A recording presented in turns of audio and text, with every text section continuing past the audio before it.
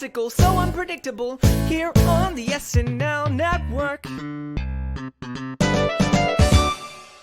Yes, that is right. Welcome everybody on in to another edition of our Superfan Takeover here on the Saturday Night Network. My name is Jon Schneider from the SNN. So pumped to be with you on this holiday weekend, both in Canada and in the United States. It's always very fun to join you on these weekends where you may be traveling and are looking for a fun podcast to listen to. So we have a great one in store for you. It's also very fun to be back. Last week we took off from the podcast for the first time, and I think in 2 years. So it's great to be back with you, and I'm looking forward to providing amazing content for all of you throughout the rest of 2023 and into next year when SNL eventually comes back, hopefully in the fall. So we'll see. But we have a great panel in store for you today with a really fun draft podcast, which we've done many of these over the last few years. So we're going to link all of them for you if you want to go back and check out any of those. They're so much fun to do. And I will start by bringing in the regular host of our Superfan Takeovers. It is Sammy Kay. Sammy, how you doing? John, I'm doing well, very excited to be here for the holiday weekend and excited to have some new faces to our draft podcast and to the Superfan Takeovers with Kirstin and Anthony. So I'm just excited. This is going to be a very interesting draft for sure. For sure. This is a concept that I've wanted to do for a long time. I'm excited to get into it today. And of course, somebody who knows all about drafts, it is Andrew Haskell. Haskell, how are you doing? Doing all right. I'm channeling my inner Chumbawamba today, looking for some one-hit wonders. Excited. Happy holiday weekend to everybody. And looking to finally win one of these. Absolutely. Every draft, Haskell gets knocked down, but he gets back up again. So happy to have him here again. And my man, Bill Kenney, joins us as well today. Bill, how are you doing? John, I'm great. Always excited to find what new concept you're going to come up with for a draft. I think this is a particularly interesting one because you can take a lot of different tactics in this. So it's going to be a lot of fun. Yeah, can't wait to get into it. And I needed to have a fellow Canadian on with me today. So here is Kirstin Turnbull. Kirstin, how are you doing? I'm great, thank you. I'm representing for the ladies today, and let me just tell you how ready I am. I have highlighters, I have documents, I have so much, so watch out. I appreciate this list because it had me revisit a lot of those one-hit wonders, and it was fun to do, so. Yeah, for sure. Well, I'm excited to see how well you prepped for the draft today. And joining us as well for the first time on a draft podcast, it is my man, Anthony Conway. Anthony, how are you doing, buddy? I'm good, John. I'm good. Appreciate the invite for this. I'm not going to lie. When you sent it, I was a little bit surprised. It was like, you ain't got no other OGs, a couple more people that are a little bit more in the weeds on this one that you wanted to bring in. But I did my research. I think I got some stuff ready. We'll see how it turns out. Yeah, you know what? We have so many great personalities on the network. I want to be able to have you shine in different environments. So it's great to have you on. Appreciate that, man. Let the listeners get to know you for sure. And last but not least is the bearded man himself, Andrew Haynes. Haynes, how are you doing? Thrilled to be back with my strike beard, as we discussed earlier. I think this will be a very fun episode. Definitely lots of, it's almost like a giant list of wild cards. So plenty to talk about. Yeah, definitely looking forward to it. Just nice to be back. It's so great to be with all of you. It's so much fun missing all of you, especially being so far out from SNL and not knowing when it's going to come back. So we're going to try our best to be with you as many times with all of the listeners throughout the next few months. So let's get into the draft today. Here is what is going to happen. We're calling this the One Hit Wonder Draft because that's just a fun and good branding name. But basically, we are drafting today cast members who were on the show for 2 seasons or less. Okay, so that means if you were, you made it 2.5 seasons, sorry, you're not eligible. If you're still on the show, you are not eligible. Or if you were casted and never appeared in an episode, i.e. like Shane Gillis or Catherine O'Hara, you are not eligible either. So just to clarify all of those. We did do a cast draft a couple years back in 2021. So if you wanted to go revisit that, that's sort of the opposite of what we're doing today. But today we are going to be picking teams of 6 cast members from the history of the show who have been on for 2 seasons or less. It will be a snake draft, so 42 cast members will be picked, and every person will explain their pick, and at the end of the show, you will pick your favorite team that is put together, your favorite cast who made the best picks, and let us know on social media, and it's always really fun to compete with all of these friends over here. So, in December, we did a draft called the Ultimate Episode Draft, which we have not revealed the results for yet. That was like a crazy draft where we put together segments from the history of the show to put together your best episode. this was probably the most even draft that people selected the winners for throughout on social media. But ultimately, Bill Kenney won that draft. He was the one that people felt that put together the best episode. So, Bill, because you won that draft, you have earned the right to select the draft order for tonight's draft. So I would love to know who will be picking first, second, third, fourth, fifth, sixth, and seventh. I'll pass it over to you. Well, thank you for that surprise information that you've been holding for 6 months. That's fantastic. Yeah, that was a lot of fun. And let's see. I don't know. This is going to be tough. I was looking forward to someone else having this challenge, but It's all on you. let's do our newbies first. Let's do Kirstin in the 1 spot and Anthony in the 2 spot. Okay. Let's do Sammy third. I will stay in 4th. Oh, let's take Haskell out of the last spot. He's always stuck in the last spot. Move him up to 5. Okay. And we'll do Haynes 6th and Jon last, but definitely not least. About Right, time. I'll take the turn. No problem. Okay. So thank you, Bill. So the order officially is Kirstin first, Anthony second, Sammy third, Bill 4th, Haskell 5th, Haynes 6th, and myself 7th. And then I will take the 8th pick, and we will go back in a snake order through 6 rounds.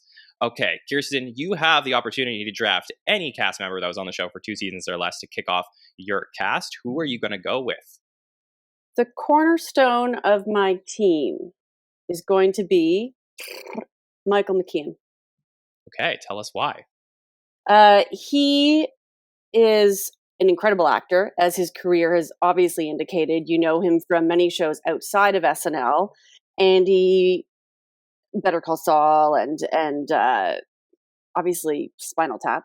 But he, to me, he did. I know that he probably doesn't like being compared to this, but he filled a little bit of a Phil Hartman role on the show. He had some great pieces.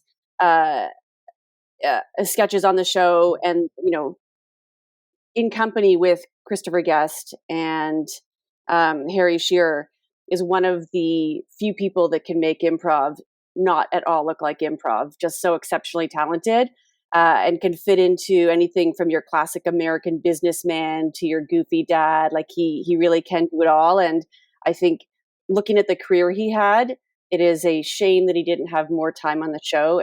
So he is my number 1 pick, Michael McKean. Yeah, this is super interesting, right? Because he's one of the cast members who actually hosted before he was a cast member. So you can see his sketch quality chops here. And really the concept for the show today is the cast member that you want to give another chance to, that you wish maybe that they were on the show as a cast member longer. So I think this is a really fun first pick. Haskell, I would love to get your opinion on Michael McKean going first to Kirstin. Yeah, I mean, like you said, you can go through his work outside of the show, and he's clearly super talented. So it makes sense, somebody that you'd want to see get more time on the show. I think he also falls into this category that I'm seeing a few times on our master list of people, which is people that might fill a role that's not necessarily always filled on SNL. Like I do feel like if he was on the show longer, he fills a role of maybe a little bit of an older cast member who can fill out some roles that sometimes are just played by cast members in makeup. So I think if he stayed on the show longer, he would have had a very specific role. And it would have been cool to see that. Yeah, definitely. A very unique situation with him coming in towards the end of season 19 into season 20 to replace essentially Phil Hartman. And then, obviously we have that turnover in 21, so we don't get to see him much more after that. But this is a very solid pick from a great sketch performer. Great job, Kirstin. Okay, Anthony, you have the number 2 pick in the first round. So where are you going to go? I've decided that for my number 2 pick, I am going to choose an individual who, while their time on the show as a cast member was short, has made many, many appearances back on the show since. But yeah, choosing season 10's Martin Short as my number 1 pick. Yes, for sure. I could see with everybody's faces, Martin Short was a clear top of the board pick for most people here. Has hosted the show now 4 times and clearly could have been a cast member in any era, but we only got him for one season on the show. And he's somebody who I would have just felt so would have been part of that season 11 cast when it switched over back from Dick to Lorne. And so surprising that we only got him for then, but clearly we've had other moments with him after he was a cast member. Sammy, was Martin Short going to be your pick if Anthony didn't select him? It's funny. Martin Short was number 2 on my draft board. So there is somebody that is still available that I'm about to pick. But this is just such a great choice here. I'm glad he's going in the first round. It's not a surprise whatsoever.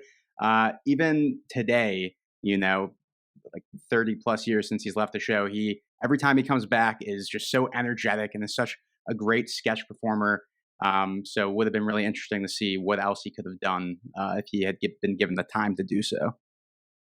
Absolutely. All right, Sammy, let me head back over to you for the third pick in the first round. So Michael McKeon and Martin Short are off the board. Where are you going to go? Yeah, so I told myself that if this person was available, I would have to take him in the first round. I just had the opportunity to talk a lot about him during some bonus coverage we did for I Think You Should Leave with Tim Robinson. I'm going with Tim Robinson here for my first pick on my team. And, was only on the show for 1 year and eventually, was kind of brought back down to the writer's room for a little bit. And he has such a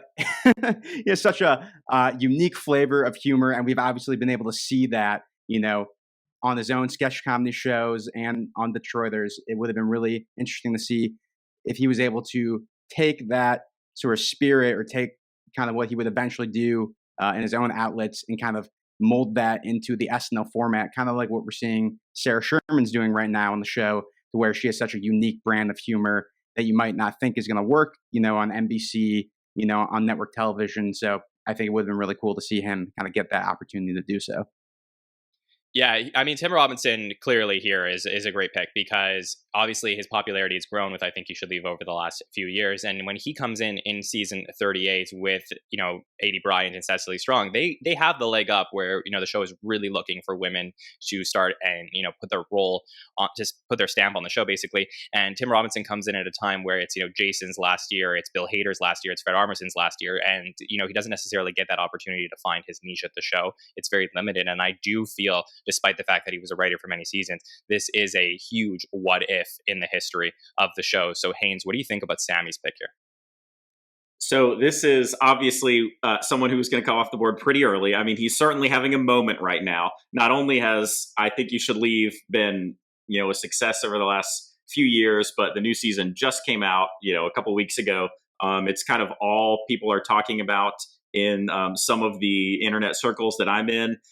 Just constant references. I'm kind of obsessed with it. I think I think that this is one of those picks, and I think there will be other picks like this, and maybe I'll make one, where would have been better for the show for the person to stay around. But if, in this alternate universe where they stay on the show, we're subtracting a lot from our actual world that would never have happened if they had stayed on the show, right?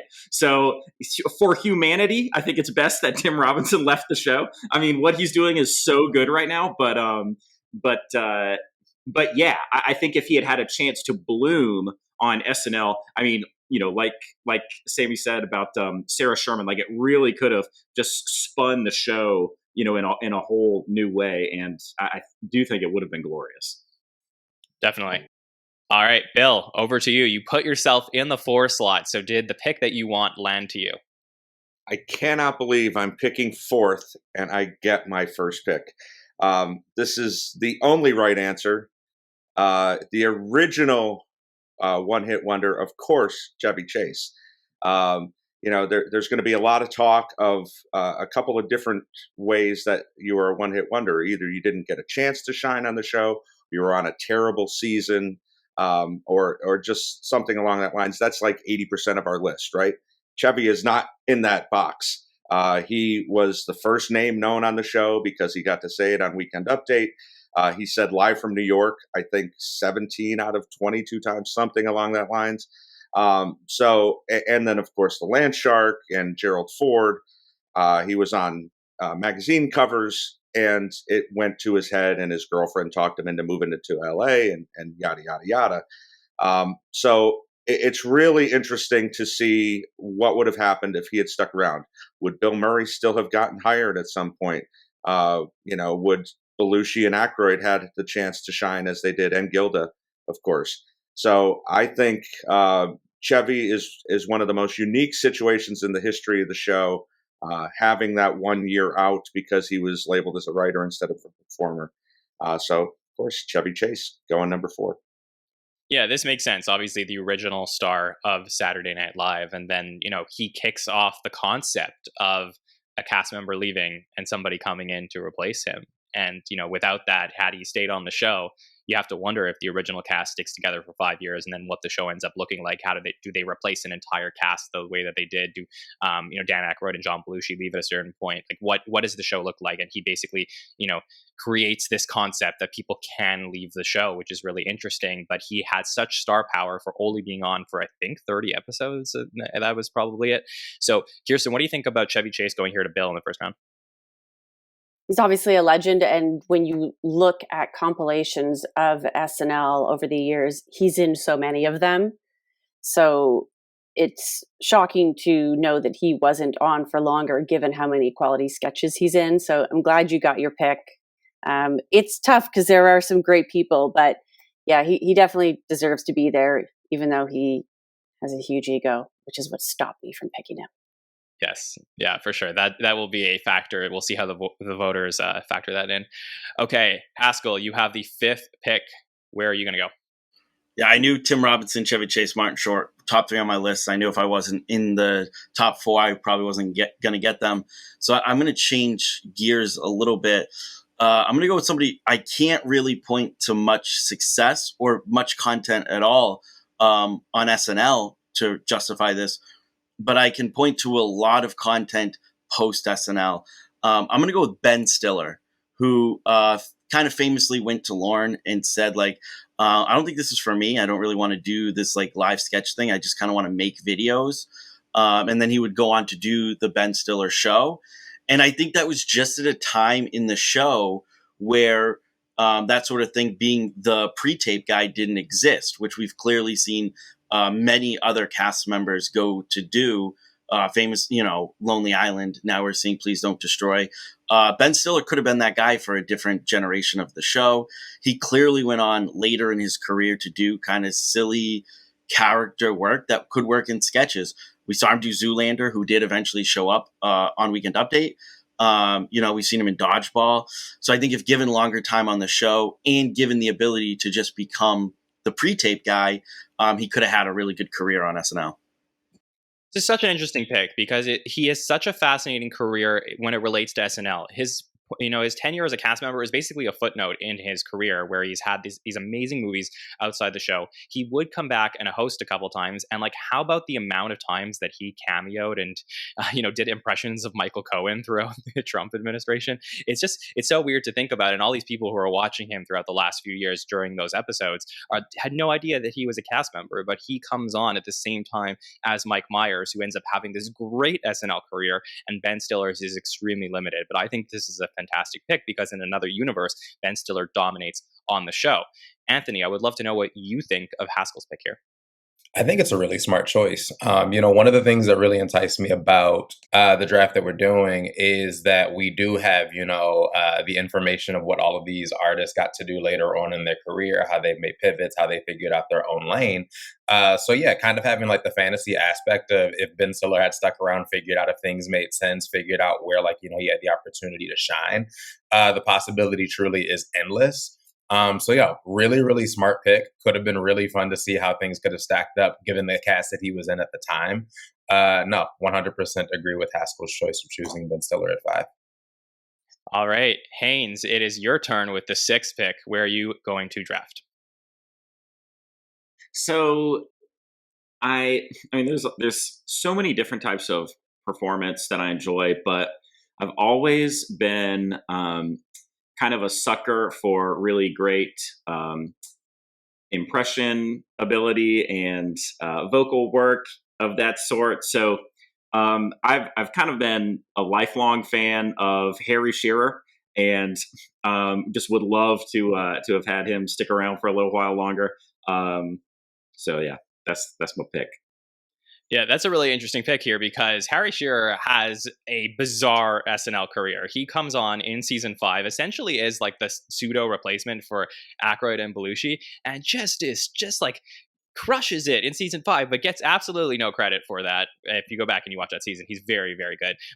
And then season 10, he's brought back again, and he has a really strong, first few episodes. He's in a bunch of pre-tapes of Martin Short's, like, he's really good. And then just gets into an argument with Dick Ebersol and leaves the show again. It's so bizarre. This is a huge what if scenario. So Bill, I would love to know what you think about Harry Shearer going here to Haynes at number 6. One of the hardest things about making this list for this draft has been, trying to take out knowing the behind the scenes stuff and knowing that he didn't get along with Lauren. He didn't get along with Ebersol. But you have to look at the talent side of it, as you point out. I mean, he did a great Carl Sagan impression. He did one of the first Reagans on the show. And he was trying to fill those two roles by these two icons of Belushi and Aykroyd. And when he came back in season 10 with his buddies, with Martin and Christopher Guest, who he went on to work with in other projects, of course, you thought, okay, well, now this is kind of a second chance. This is one of those rare situations where somebody comes back to the show. I think Parnell is probably the only other one that you really think about in that. So very, very talented guy. He was further down on my list, and I wonder if part of my decision was clouded by the fact that I know how much he hated the show, how much he hated a lot of the people he worked with, but it is a great pick for sure. Definitely. All right, so I have back-to-back picks here with picks number 7 and 8, and I'm going to start with pick number 7, which is a cast member who I thought had a lot of potential on the show, but wasn't necessarily given the opportunity to shine. Only appeared in one season, and that season was season 19 of the show, and has gone on to do amazing things since then. So give me Sarah Silverman to start off for my first pick here. I think she's so brilliant, such a brilliant performer. She ends up hosting the show in season 40, which is like so cool, and you get to see her talk about how she was as a cast member. And I think she ultimately attributes her lack of success on the show to the fact that she was super young when she was on there. But you know how many cast members have started off the show really raw and then have grown since then? They've been given so many opportunities, and I feel like had Sarah Silverman come onto the show, let's say in season 21, she would have been given the opportunity to eventually grow into this amazing sketch performer that we would have seen on the show. But instead, because she comes on in season 19 and then season 20 is like a shit show, we don't really get to see her at all become what she would become. So for me, I think that this is a major what if that I have to have on my team. So Sammy Kay, would love to know what you think of that pick. Yeah, Sarah Silverman was definitely very high up on my personal board. She, probably like 10 years after leaving the show, really you start to see in the mid 2000s her with her stand-up specials and the Sarah Silverman program becoming super popular, and to this day is still somebody who I think is very funny, and would have been interesting to see if she had kind of stuck around and been in that Will Ferrell era of the show, kind of being able to see her play off all of those new cast members. I think would have been cool to see. So I think this is a really nice pick. Thanks. All right, so that completes our first round of the draft, where we have Kirstin going with Michael McKean, Anthony going with Martin Short, Sammy with Tim Robinson, Bill with Chevy Chase, Haskell with Ben Stiller, Haynes with Harry Shearer, and myself with Sarah Silverman. On to round number 2, and I'm going to kick things off with a performer who was destined to be on Saturday Night Live. This was somebody who, had some weird experiences with almost being at the beginning of the show with season 1 and then appears at some point there, eventually hosts the show a couple times, then becomes a cast member. Give me Billy Crystal as my first pick in the second round. I just think such a solid sketch performer, obviously has gone on to produce amazing films since then. Recently, I think in the last 10 years, appeared on the show with Vanessa Bayer on on Weekend Update, so we got to see him return to the show. And I mean, he's somebody who like crushed it on season 10, wanted to come back for season 11 and wasn't given that opportunity, but could have had a very, very long career on Saturday Night Live. I feel like, we talk about some cast members that were built in a lab to be on the show. He clearly had it. I will say one caveat is I don't necessarily agree with all of the things he did while he was on the show, but he was certainly had the capabilities of being an amazing sketch performer on SNL. So my pick is Billy Crystal, first pick of the second round over here. Haskell, would love to know what you think of that pick. Yeah, I probably would have taken him if he was 2 picks later. He's right at the top of what I have left on my list. Just like the ultimate like ringer, right? He was the ringer they brought in to kind of help save the show at that time. An established performer, really good performer. So a great pick. One of those guys that, if he was at the show for 1 year, 2 years, 3 years, 10 years, 15 years, he would have had a good career because he's a great performer. And, he had a time in Hollywood where he was kind of like a lead. He had that career, not as much, I think, probably in the last 20 years, but still like an amazing performer. And I'd like to see him do more things like SNL, like not just necessarily acting. He's obviously one of the best award show hosts I think that we've ever had. Like when he hosts an award show, it's usually really good. He's that type of performer. So would have loved to see him on SNL more. Would love to see him come back and host as well. For sure. All right, Haynes, you picked Harry Shearer in your first round. Where are you going to go to the second round? So this next person is someone that, although we didn't get to see what I think enough of them on, in SNL sketches, we have seen them in a lot of sketch work. And I, as a child of the 90s, I grew up seeing this person in a lot of movies, really big fan, comes from an illustrious comedy family. I'm going with Mr. Damon Wayans. Oh, that's a great pick. Yeah, Damon Wayans had such an interesting season on season 11, where basically Damon Wayans is let go, partway through for acting in a way that he probably shouldn't in a sketch in season 11. If you go back and you check that out, but then is brought back later on in the season to do stand up. So and then will eventually come back to host the show. But yeah, clearly just amazing sketch performer, and comes from an amazing family full of sketch performers. So Anthony, I saw on your face that you were upset that you didn't get this pick. Tell us why Haynes picked the right pick here. Highly upset. We got to see him shine and live in color right after this. And there's nothing better, I think, than, doing your job and, could be argued whether or not he did it to the best of his abilities or the best way possible. But to then turn around and do it on your own terms, the way that you want to, and to then create lanes and platforms for other artists as well. It's pretty badass. He was number 2 for me. Hopefully, if they made it back around this way. Excellent choice. Excellent choice. Absolutely. Great choice. So Haynes has Harry Shearer and Damon Wayans. Haskell started off with Ben Stiller. Haskell, where are you going to go with your second pick? I have a few people that I'm really stuck on. I know I'm going to miss out on some of them, but I sense maybe a run could be starting, so I'm going to start the run. I'm going to, you talk about, runs of running backs going off the board or wide receivers going off the board. I fear a run of female cast members who were overshadowed by Kristen Wiig. All right, so I'm going to start that. I'm going to go with Jenny Slate, who since SNL has done some really, really great work, both, comedy, and she's done some trending into dramatic roles. But obviously she was phenomenal in Parks and Rec.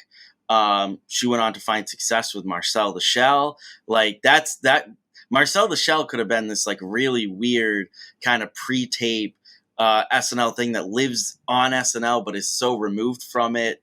So I would have, there's a few names that I'm sure will come up as well that just, female cast members that came in when Kristen Wiig was there, and she was just such a force that they didn't get an opportunity to shine themselves. And maybe she would have, plenty of time to drop more F-bombs in her sketches as well with years on the show. This is such a fantastic pick, Haskell. I was debating so hard between Sarah Silverman and Jenny Slate, and I was hoping maybe there was a chance Jenny Slate would land back to me, but I wasn't 100%. And of course, so great on Parks and Rec, as you mentioned, and has had a fantastic career outside the show. This, to me, is one of the biggest what ifs in the history of the show, because I really feel that she had the chops to start to take over in the way that Kate and Cecily and Adie, would eventually do a few years later. She was just a few years too early, and just like wrong place, wrong time for Jenny Slate, but she was the right person to be on the show at a certain point, and so fascinating to imagine what that would have been like, and she will get a chance on Haskell's team. So, Kirstin, what do you think about Haskell's pick over here with Jenny Slate? Well, he certainly stole her from me. I mean, I agree with everything he said. She's on my list for sure. There are some really funny, memorable moments of her. I even just think back to her dancing in the Sergio pre-tape. Look at that one if you haven't seen it in a while. Yes, big question mark around her. Even the voice work she's done on Big Mouth, and clearly funny, has a really interesting and unique sense of humor that I think fit really well at SNL, and yes, didn't quite get that chance. So on my list as well, or was on my list. Thank you. Yes. Okay, Bill, you kick things off with Chevy Chase. Who are you thinking about for your second pick? Well, now Haskell has me nervous, so much so that I'm calling an audible on my second pick. And I definitely, on my notes, have a number of times caught in Kirstin dominance. And this is another one of those performers who went on to amazing things afterwards. A huge what if, because I think that she got to shine a lot on the show, but just not quite enough that she got to stay. I'm talking about Casey Wilson, of course. A great impressionist. I loved her Jennifer Aniston. I think it's probably the best we've seen of something like that. No offense to Vanessa. And then one of the best Christmas sketches of all time, the sarcastic Christmas dinner with Hugh Laurie. Still something that go back and watch around the holidays. But yeah, I mean, it's just one of those really, really strange times in the show. Talked about Chevy dominating and what would have happened would all of these other people went on to shine. And we saw that with Kirstin. They couldn't figure out how to get all these amazing female performers into the show more often because of what Kirstin was doing at the time. So Casey Wilson is my pick. Yeah, awesome pick here with Casey. I mean, clearly, comes on basically is, I think, the Maya Rudolph replacement after the writer's strike, and then is on for 33 and 34, and is definitely overshadowed by the dominance of Kristen Wiig at the time as she starts to take over the show. And I really feel like she could have been on the show for a very long time. You got to see her in Happy Endings immediately after SNL, and a lot of people love that show and feel like she was so great in that. So, Haynes, I would love to know, what do you think about Casey Wilson going here halfway through the second round to Bill? I love this pick. She was on my list too. I really enjoyed her time on the show. Obviously with SNL, I was going to say she'd never let me down. I mean, obviously SNL is one of those shows where not every sketch and not every line as an individual performer is going to hit. I'm not saying she's as consistent as, Tim Meadows or someone like that. But I always liked Casey Wilson a lot. She was funny and had a little bit of sweetness to her character. I had a little bit of a crush on her, kind of. I just liked Casey Wilson a lot. I thought she was super cool. And so this is a great pick. Had her right near the top of my list. Okay, Sammy Kay, you picked Tim Robinson in the first round. Where are you going to go with your second pick? Yeah, I'm really glad that Haskell kind of started this trend here. And it's funny that Bill kind of followed suit. And now I'm getting a little nervous. At the same time, I'm not so nervous because I kind of have these three cast members kind of, Casey Wilson, Jenny Slate, and the person I'm about to pick kind of in the same sphere. And I think this person might be my favorite of the three. I'm going to go with Michaela Watkins for my next pick. Again, not to reiterate what these guys just said, but someone who definitely would have benefited from being on the show at a different time. Obviously, SNL, being a cast member on SNL is all about timing. And, you could be in a situation where, you're compared to the cast before you, or you're in the situation where you're joining a very established group and you just don't have the kind of room to breathe. And I think that's what happened with Michaela Watkins. And I just thought she was so funny when she pops up, in things like the Wet Hot American Summer TV show or random movies. I just kind of look back and I think, wow, like we could have kind of see her really thrive on SNL. And, her background is in the Groundlings. And, we've seen so many people be successful on SNL having that background. So I would have loved to see kind of what she was able to do if she was given more time. This makes sense. I mean, Michaela Watkins, I feel, out of those three cast members, Jenny Slate, Casey Wilson, Michaela Watkins, I feel like she had the most understated SNL career, like didn't really get that opportunity at all on the show, but since then has done a lot of great stuff outside the show, including collaborating with other former SNL cast member JLD a lot outside of the show. So, clearly has the chops to have done something pretty good here. And I think it's a very fun pick from you, Sammy. Bill, what do you think about Sammy's pick? Yeah, I mean, this was quite the triumvirate that just got picked. I always got the feeling from her in the limited time we got to see her that she would have been a glue in another era. She just was very grounded in her comedy. I think most of her doing Hoda to Kristen's Kathy Lee and, keeping the sketch in a lane and not letting it go too off the rails. And I would have loved to seen what she could do. But again, like we're going to say with so many of these people, glad she got to do stuff afterwards that really kind of went into the society and was great. So great pick. Yeah, I think about her Ariana Huffington a lot when she did that. That was a good one over there.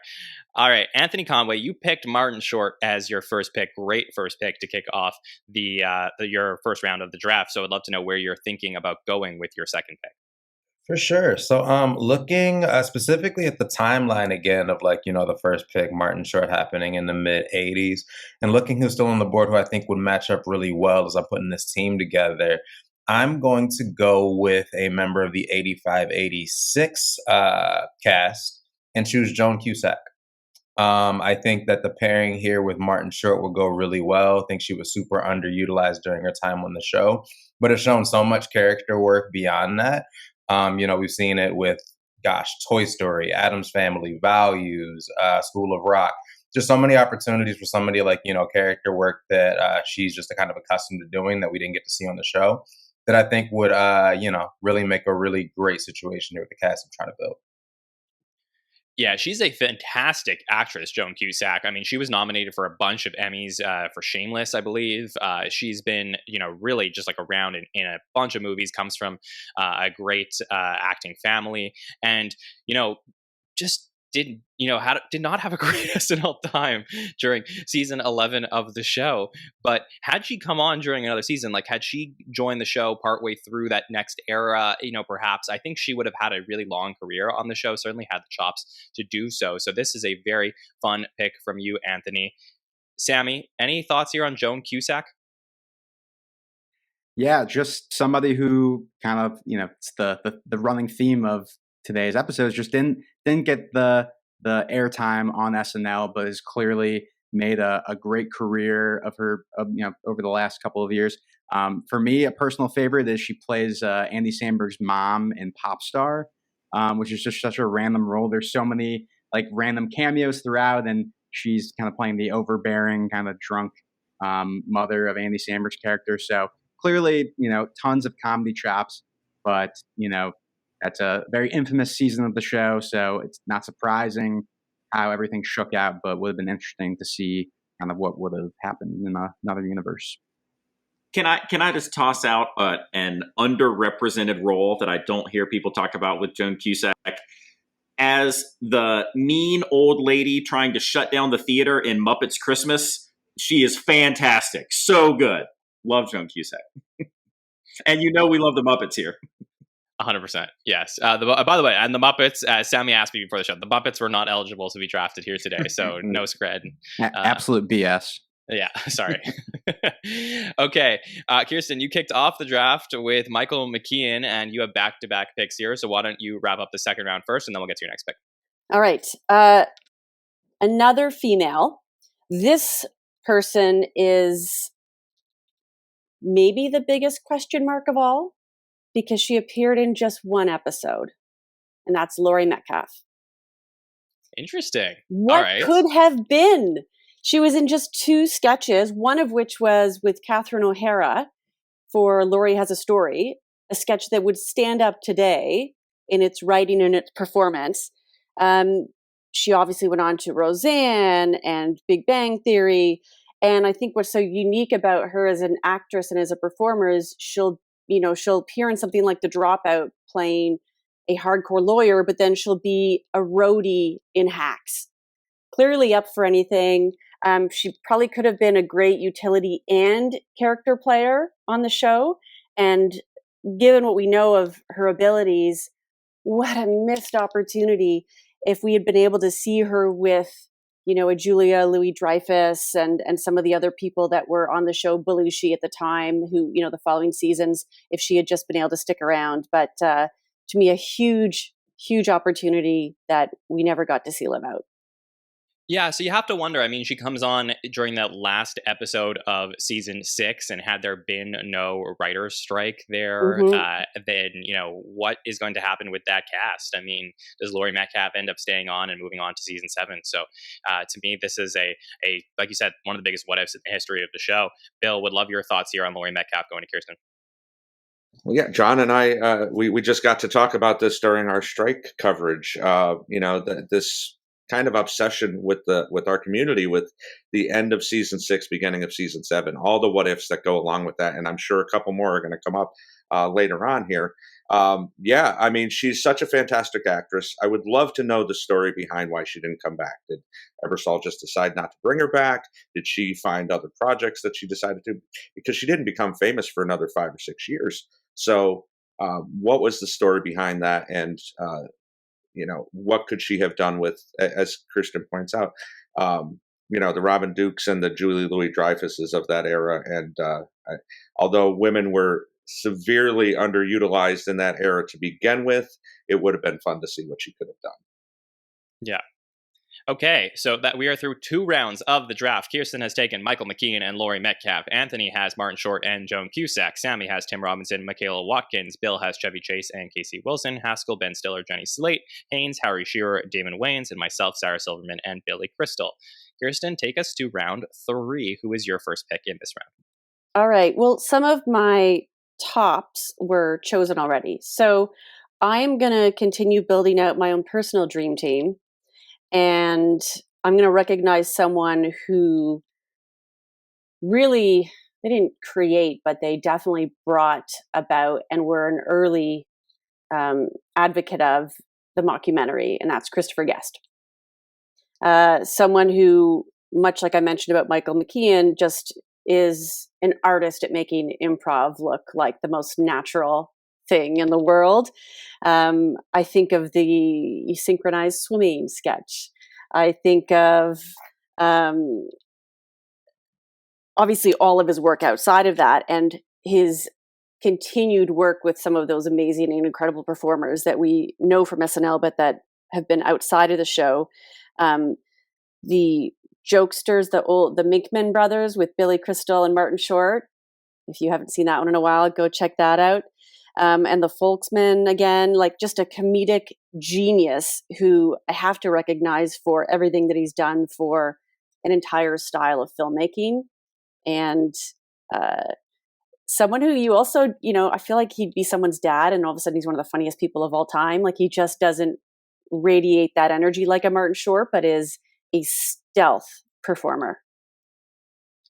Yeah, this makes sense. I mean, that season 10 cast was very stacked, and obviously Christopher Guest was a huge part of that cast, including hosting Weekend Update throughout. Or was it Bill? Was it the Saturday Night News then, or was Weekend Update? It was Saturday Night News. Yeah, so hosting the Saturday Night News throughout that, was a really stabilizing presence during that season 10. I think I really enjoyed him on the show, and clearly has had a very fun career. I, what I've been told, does not love to talk about his time at Saturday Night Live. Like, one day I would love to get a chance to hear more about it, but I don't know if we ever will. But in this alternate universe and Kirstin's team, Christopher Guest stays on the show for a very long time. Of having I am pretending I know nothing of behind the scenes because it is too difficult to proceed that way. And it gets into hearsay and rumor and all sorts of things. So I'm like, you know what? Everyone gets along in my world. Yeah, the truth is, a lot of these people who are picking today didn't get along with people behind the Yeah. scenes, and that's the reason why they didn't have long SNL careers. So Yeah. you could apply this to a lot of teams here that we're going to end up putting together. But Haynes, would love your opinion here on Christopher Guest going to Kirstin to kick off the third round. Yeah, I think it's a very cool pick, and stealth is a good way to put it. I think of him as kind of a comedy ninja with his approach and, cutting wit. And so I think he's a great pick for the top of round 3. Anthony, you picked Martin Short and then Joan Cusack. Who are you going to pick in the third round? I'm picking another person known for their character work beyond SNL. We've seen it both in film and television, always plays his character incredibly well. And fun fact is, I believe the first person in SNL history to have a child also end up in the cast, going with Chris Elliott.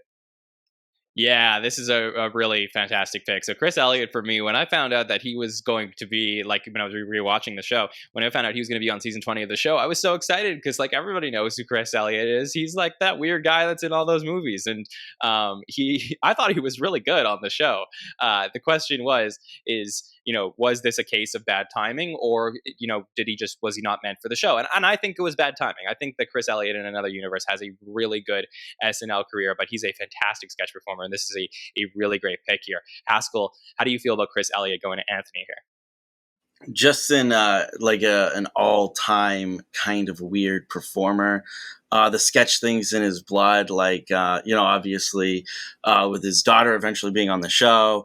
And I believe it was his dad was a performer, correct? And he had made appearances on the show. So they're actually 3 generations on SNL. You look at just some of the weird stuff that he did on Conan and Cabin Boy, Scary Movie 2, like all different characters that just would have crushed on SNL. I could say specifically, I always go back to that Scary Movie 2 character that he plays. Like that to me just screams like 10 appearances as a recurring character on SNL. It kind of seems like Kristen Wiig's Denise. Like there's a lot of parallels there. So he has so many characters from different movies and TV show appearances that would have just played really well on SNL. So a fantastic pick.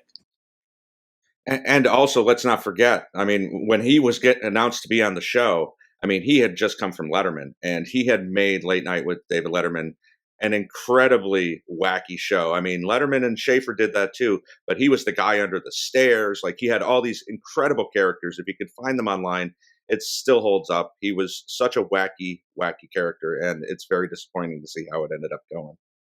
Give it up for Schitt's Creek, though. Yeah, I was going to say Yes. Yeah, so great on Schitt's Creek as well. Okay, Sammy, your team is Tim Robinson and Michaela Watkins, who will be joining your team in round 3. Yeah, the person I'm about to pick joining this team, just if you're looking at it as a kind of cohesive unit, it's kind of weird, but this is kind of a weird draft that we're all cooking up. So I think at the end of the draft, all of our teams are going to look weird and from different eras. That's part of the fun of it.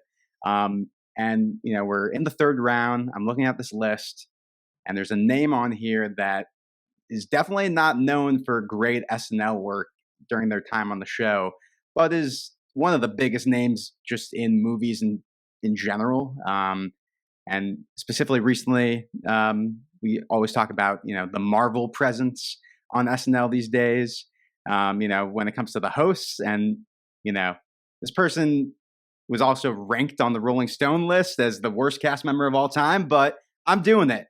I'm going a full scorched earth. I'm picking Robert Downey Jr. here for my next pick. And listen, he was 20 years old when he joined the show. He was younger than Pete Davidson when he joined the show. So I think he was just incredibly green. And we see later on that he can be like a very funny actor. Like the humor he brings to the Iron Man movies and all the Marvel movies, and all of his work, he's a funny person, and maybe not someone you think as a great sketch performer, but I do think with time he could have eventually gotten there. So I'm doing it. I'm doing what everyone was scared to do by picking Robert Downey Jr. I would not have been scared to make this pick. I mean, I think I definitely disagree that he is the worst cast member in the history of the show. There's no chance that is the truth, because he had some characters. He really like made an effort out there, and I think he was just like really raw. That's what you get with some of these people who didn't make it on the show. Is just they needed more experience before they got on there and weren't even necessarily given that opportunity. Like being on season 11 is really hard. You know, it's like that 1 year where you're being judged. But Billy, you had a huge reaction when Sammy made this pick. So was it because you were going to go there, or because you were not going to touch Robert Downey Jr. with a 10-foot pole? Oh, I wouldn't have touched him with 6 Iron Man suits. No, he is definitely not the worst. But if you watch his interaction with Anthony Michael Hall in that season, it is painful. And it may be the inexperience, but as you said, Pete Davidson was inexperienced and young, and look at how great he did. So obviously different situations, better writing, things like that. I don't think I would have went with him, only because, I mean, he has proved his comedy. He's very funny in all the Iron Man movies. He did come back and host, such a strange pick at that time. He wasn't even a really huge movie star at that point. So no, I wouldn't have went with him. I respect Sammy. I get where he was going with this, and it will definitely, when we put the lists online, seeing Robert Downey Jr., people are going to go, oh, look at that. I didn't know he was on the show. So I think that's his sneaky move here. Yeah, I like it. All different strategies here today. So, Bill, you kicked things off with Chevy Chase, then went with Casey Wilson, and now you have a third person joining your cast. Where are you going to go? Yeah, I want to go to one of my favorite seasons and one of the most inexplicable firings in the history of the show. Talking about season 21, that's when we get the complete reboot of the show. We get Will Ferrell and Sherry O'Terry and Molly Shannon, and person who's very unappreciated and did some great character work on the show at the time, David Koechner. Just a brilliant comedian. Did so much great work on the show. His Pat Buchanan was hilarious. He was in all the Bill Brasky sketches. Did Gary McDonald to Norm's McDonald on Weekend Update. Yeah, just I don't know what happened there. I'm sure there's stories with that as well. But I'm very grateful to see what he was able to do afterwards. Obviously, Anchorman, all the work on The Office that he did. And getting to come back to the show at some point in a cameo was great as well. But would have loved to seen him gel with the rest of the cast and see what he could do in another great era that had just started. This is a fantastic pick because it's a bizarre situation, right? I mean, David Koechner, seemingly on the show, gets along great with everybody, is in a ton of sketches, does many characters, impressions, and then ends up being after the show in movies with Will Ferrell, who is like the biggest star of Saturday Night Live at the time. So you have to think like, what happened there? Because he clearly was meant to have a great SNL career. We will see him back later on when Anchorman 2 is being promoted, which is like really fun to get him back on the show there. But yeah, I mean, I would have loved to have seen him on the show for longer. Anthony, what do you think of Bill's pick here? Such a smart choice. Like you said, just a really great role player. In every movie that you've seen him in, he always makes the best out of the dialogue. He makes the most out of the character. And everybody seems to like working with him, which I feel like is such a core to just like, being a collaborative team member on SNL. So similar to what you said, very surprising that, his time there wasn't as long as it could have been. But the work speaks for itself, and the career that he's had afterwards justifies the pick. All right. Well, we are over to Haskell, who went with Ben Stiller and then Jenny Slate. I thought I was going to end up with Marcel the Shell and Todd Packer. Those were the two I was between. They almost snaked back around to me. One pick short.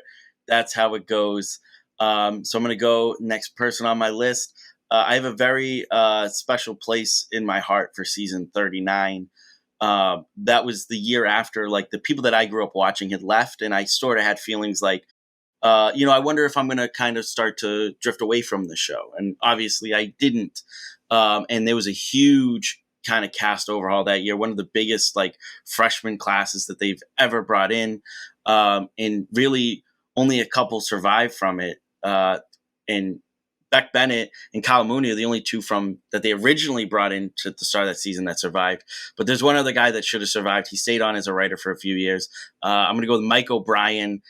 Just a phenomenal pre-tape guy. I know I'm sort of going back to the pre-tape a lot, but there's a reason that a lot of these cast members did not last long on the show, but they did have strength. So I'm going to go to a pre-tape again.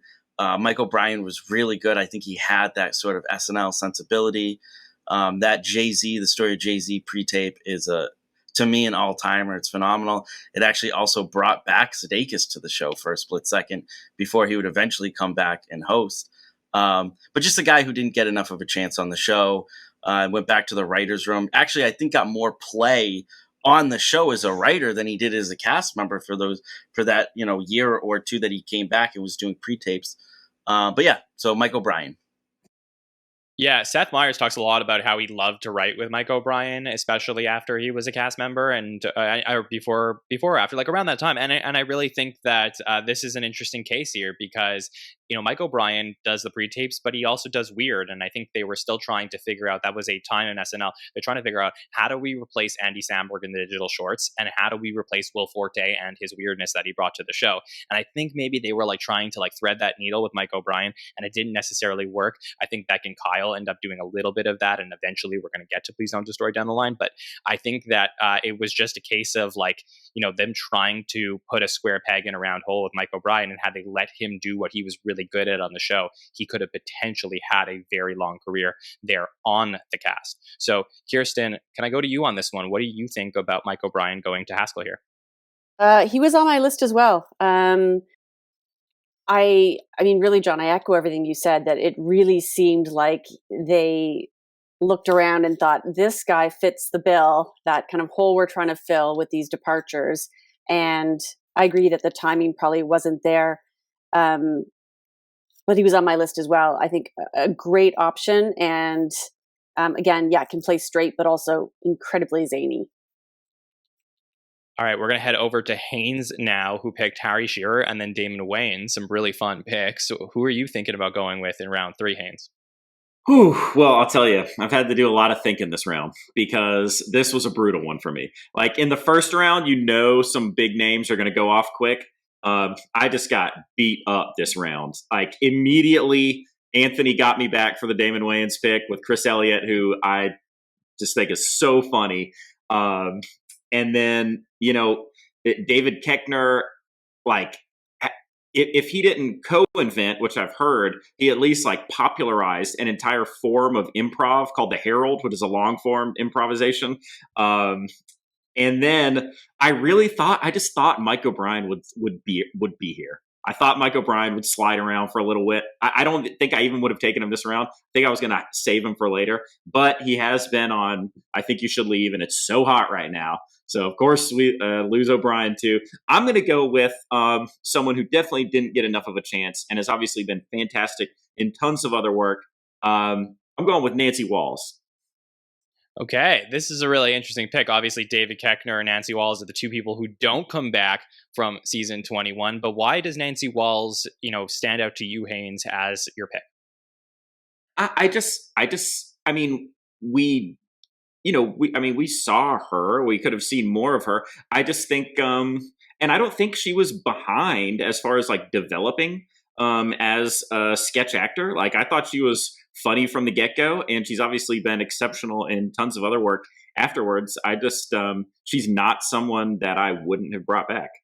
Yeah, that's totally fair. I mean, obviously he's going to go on and marry Steve Carell, and then when Steve Carell is going to host the show, we get to see Nancy Walls with her kids at the show, and it's sort of like a fun little Easter egg of hey, that used to be a cast member, and then Anna Gasteyer is going to replace Nancy Walls and then have a great SNL career. So it's just an interesting situation here, but I feel like Nancy Walls is a really fun pick. Bill, what do you think about Nancy going to Haynes here?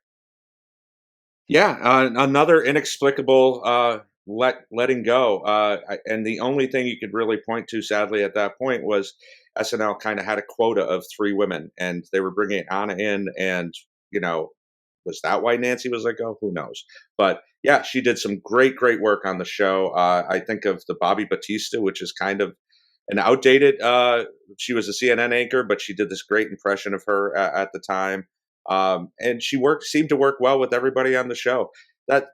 That cast in season 21 was so fantastic, and I really wish they would have just kept Koechner and Walls and continued on. But alas, it was not to be. And I'm sure she's very happy with her life now. Yeah, for sure.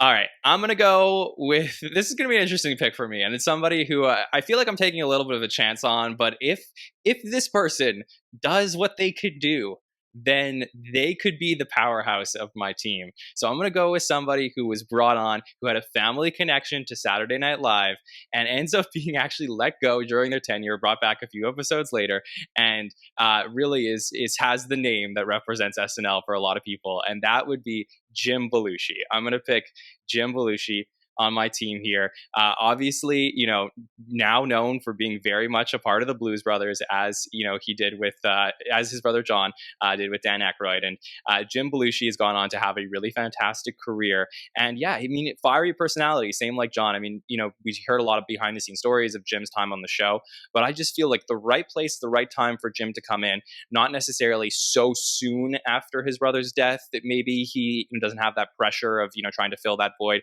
and comes on and is able to produce in a way that is possible. I think he has the chance to be like a huge star on SNL the same way his brother John was. So for me, I'm going to round off round 3 with Jim Belushi here.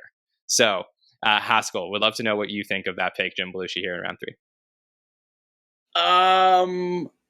A lot of respect for Jim Belushi. Here's my thing for Jim Belushi is in terms of a sketch show, to me, he's very sitcom dad. That's why But so is like Sudeikis, right? I think Sudeikis is more of a sketch guy. Like, I Okay. think Sudeikis could get weird. He could do different things. To me, Belushi is very sitcom dad. Like, in a lot of the work he's done, I don't see him getting past that's Jim Belushi kind of playing this role. That's why I didn't have him totally high on my list. But I do love According to Jim. So much respect to his career after SNL.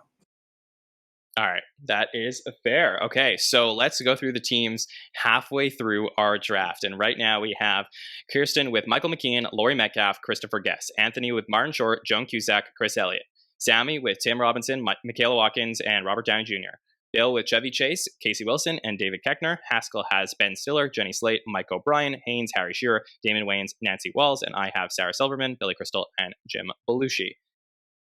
Okay, back to me to kick off the 4th round of the draft, and I think I'm going to take this guy because I don't think he's going to land back to me, and I really would like to have him on my team. And I just had a really long conversation with him to hear about his experience at the show, and I just think in another world, had he been maybe cast one season later, we're talking about somebody who would have been a great SNL cast member, and that is Aristotle Atari, who had a viral, maybe 2 viral characters while he had his time on the show. And the truth was, he's just such a unique performer, brought something very different to the show, needed to really figure out how to work with, the writers that were there. And look, like we said, a lot of these cast members, they didn't necessarily click with everyone behind the scenes, and that could be the case for Aristotle. But I think in another life where we want to give him another chance, I would pick him near the top of my board as somebody who deserves another shot on the show. So I'm going to go with Aristotle Atari here for my 4th pick to kick off the round, because there's no way he was getting back to me. Let's be real. So there you go. So Aristotle joins my team of Sarah Silverman, Billy Crystal, and Jim Belushi. Kirstin, would love to know what you think of that Aristotle pick here.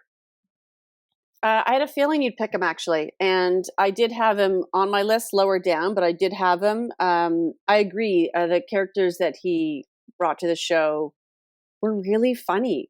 They were great. And so you would think there'd be more, and we never got to see him. So I understand why you made that pick, for sure. Okay, Haynes, you have Harry Shearer, Damon Wayans, and Nancy Walls. Who is your next pick? Yeah, so, man, so I'm just going to go ahead and take someone now that just jumped off the list for me as someone that I always thought was very funny. I guess it's the theme of the show that we didn't get to see enough of these people, but he's been fantastic. And honestly, we haven't gotten to see enough of him in other things. I mean, he has, when I've seen him in other things, he's hilarious, but he hasn't been in enough. This is a person who I wish just had a bigger career in general. I'm going to go with the very funny Jerry Minor. Oh, okay. This is an interesting pick here because I think Jerry Minor was a really funny cast member on the show, and he just didn't get his time to shine in that way. And then we got to see him. I think he's on Abbott Elementary now. So I mean he's been pretty good off the show as well. So this is a huge what if scenario that I think is a great pick here for Haynes. Bill, what do you think about Haynes' pick here? Yeah, I mean that's another time that we had a hard time getting airtime for certain people.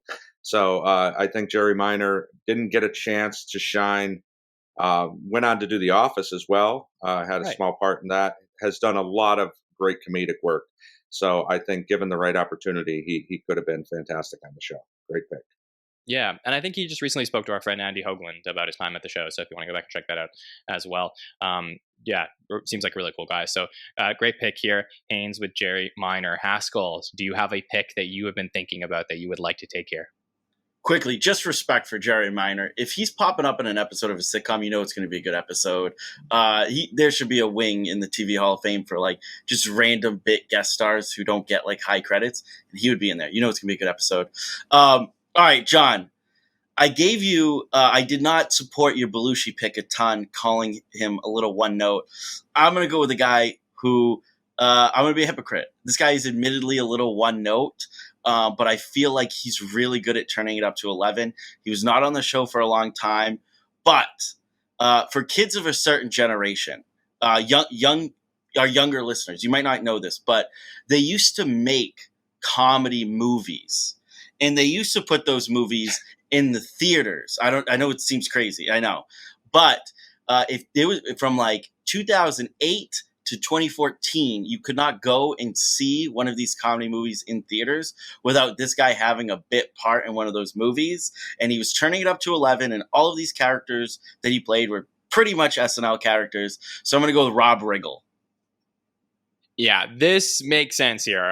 Great pick from Haskell. I agree with that. There is some comparison there to my pick, but I think that in addition to everything you said, how about his time on Fox NFL Sunday before the games? He would produce like mini SNL sketches for them to make his picks. So you got to see him shine in many places after.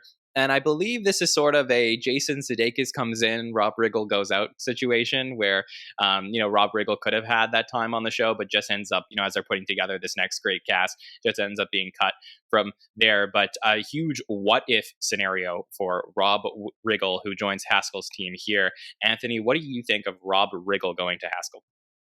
He was on my list, to at some point hopefully make it back around this way. I think similar to what Haskell said, a lot of this stuff might not seem like it has the most depth to it, but I think it's very similar to a David Koechner where it's like he plays well, he's really funny, he turns it on, and he's a great team member. Solid choice considering where we are in our picks. Definitely. Okay, Bill, Chevy Chase, Casey Wilson, and David Koechner, who's going to join your team? Well, if you don't understand why the writer's strike is happening, all you need to do is go back and watch season 20 of SNL with the Hall of Fame members that are in that show, the Sandlers, the Farleys, already mentioned here, McKeon and Chris Elliott. I'm going to mention another one who has had a stellar career and got caught not only with bad writing, but with the treatment of women at the time on the show. Of course, I'm talking about Janeane Garofalo. If she had come onto the show when SNL had finally figured out how to write for women, with the Mollys and the Annas and the Sherrys and the Tina Feys, what could she have done on that show? Like, it's amazing. She's had such a great career. Had a movie career for a little bit, but her main lane is being a great comedian. So I'm going with Janeane Garofalo. Yeah, totally. I mean, Janeane had a pretty good start to season 20, and you sort of felt like this could be something here, and then ultimately ended up flaming out and leaving the show. And it's a very weird situation. I don't think she also doesn't like to talk about her time at the show too much, but I think that I would be very curious to find out exactly what happened and if there was any alternate universe situations in her head where she could have ended up having that career. I personally think she did one season on 24, and she was so fantastic in that show. Getting to watch, she was so great. So, to me, she has the chops to have had a really, really strong time at SNL. Haynes, would love to know from you what you think of the Janeane Garofalo pick. I love this pick. I also would just wish that we had a much larger portfolio of her work on SNL. When I was getting into comedy and SNL at the same time, about seventh grade, so that was 1997. I've talked many times on this show how we used to go over to a buddy's house after we got off the bus, and they were just playing, like, Comedy Central was playing a lot of old SNL reruns at that time, and that's what I was getting into.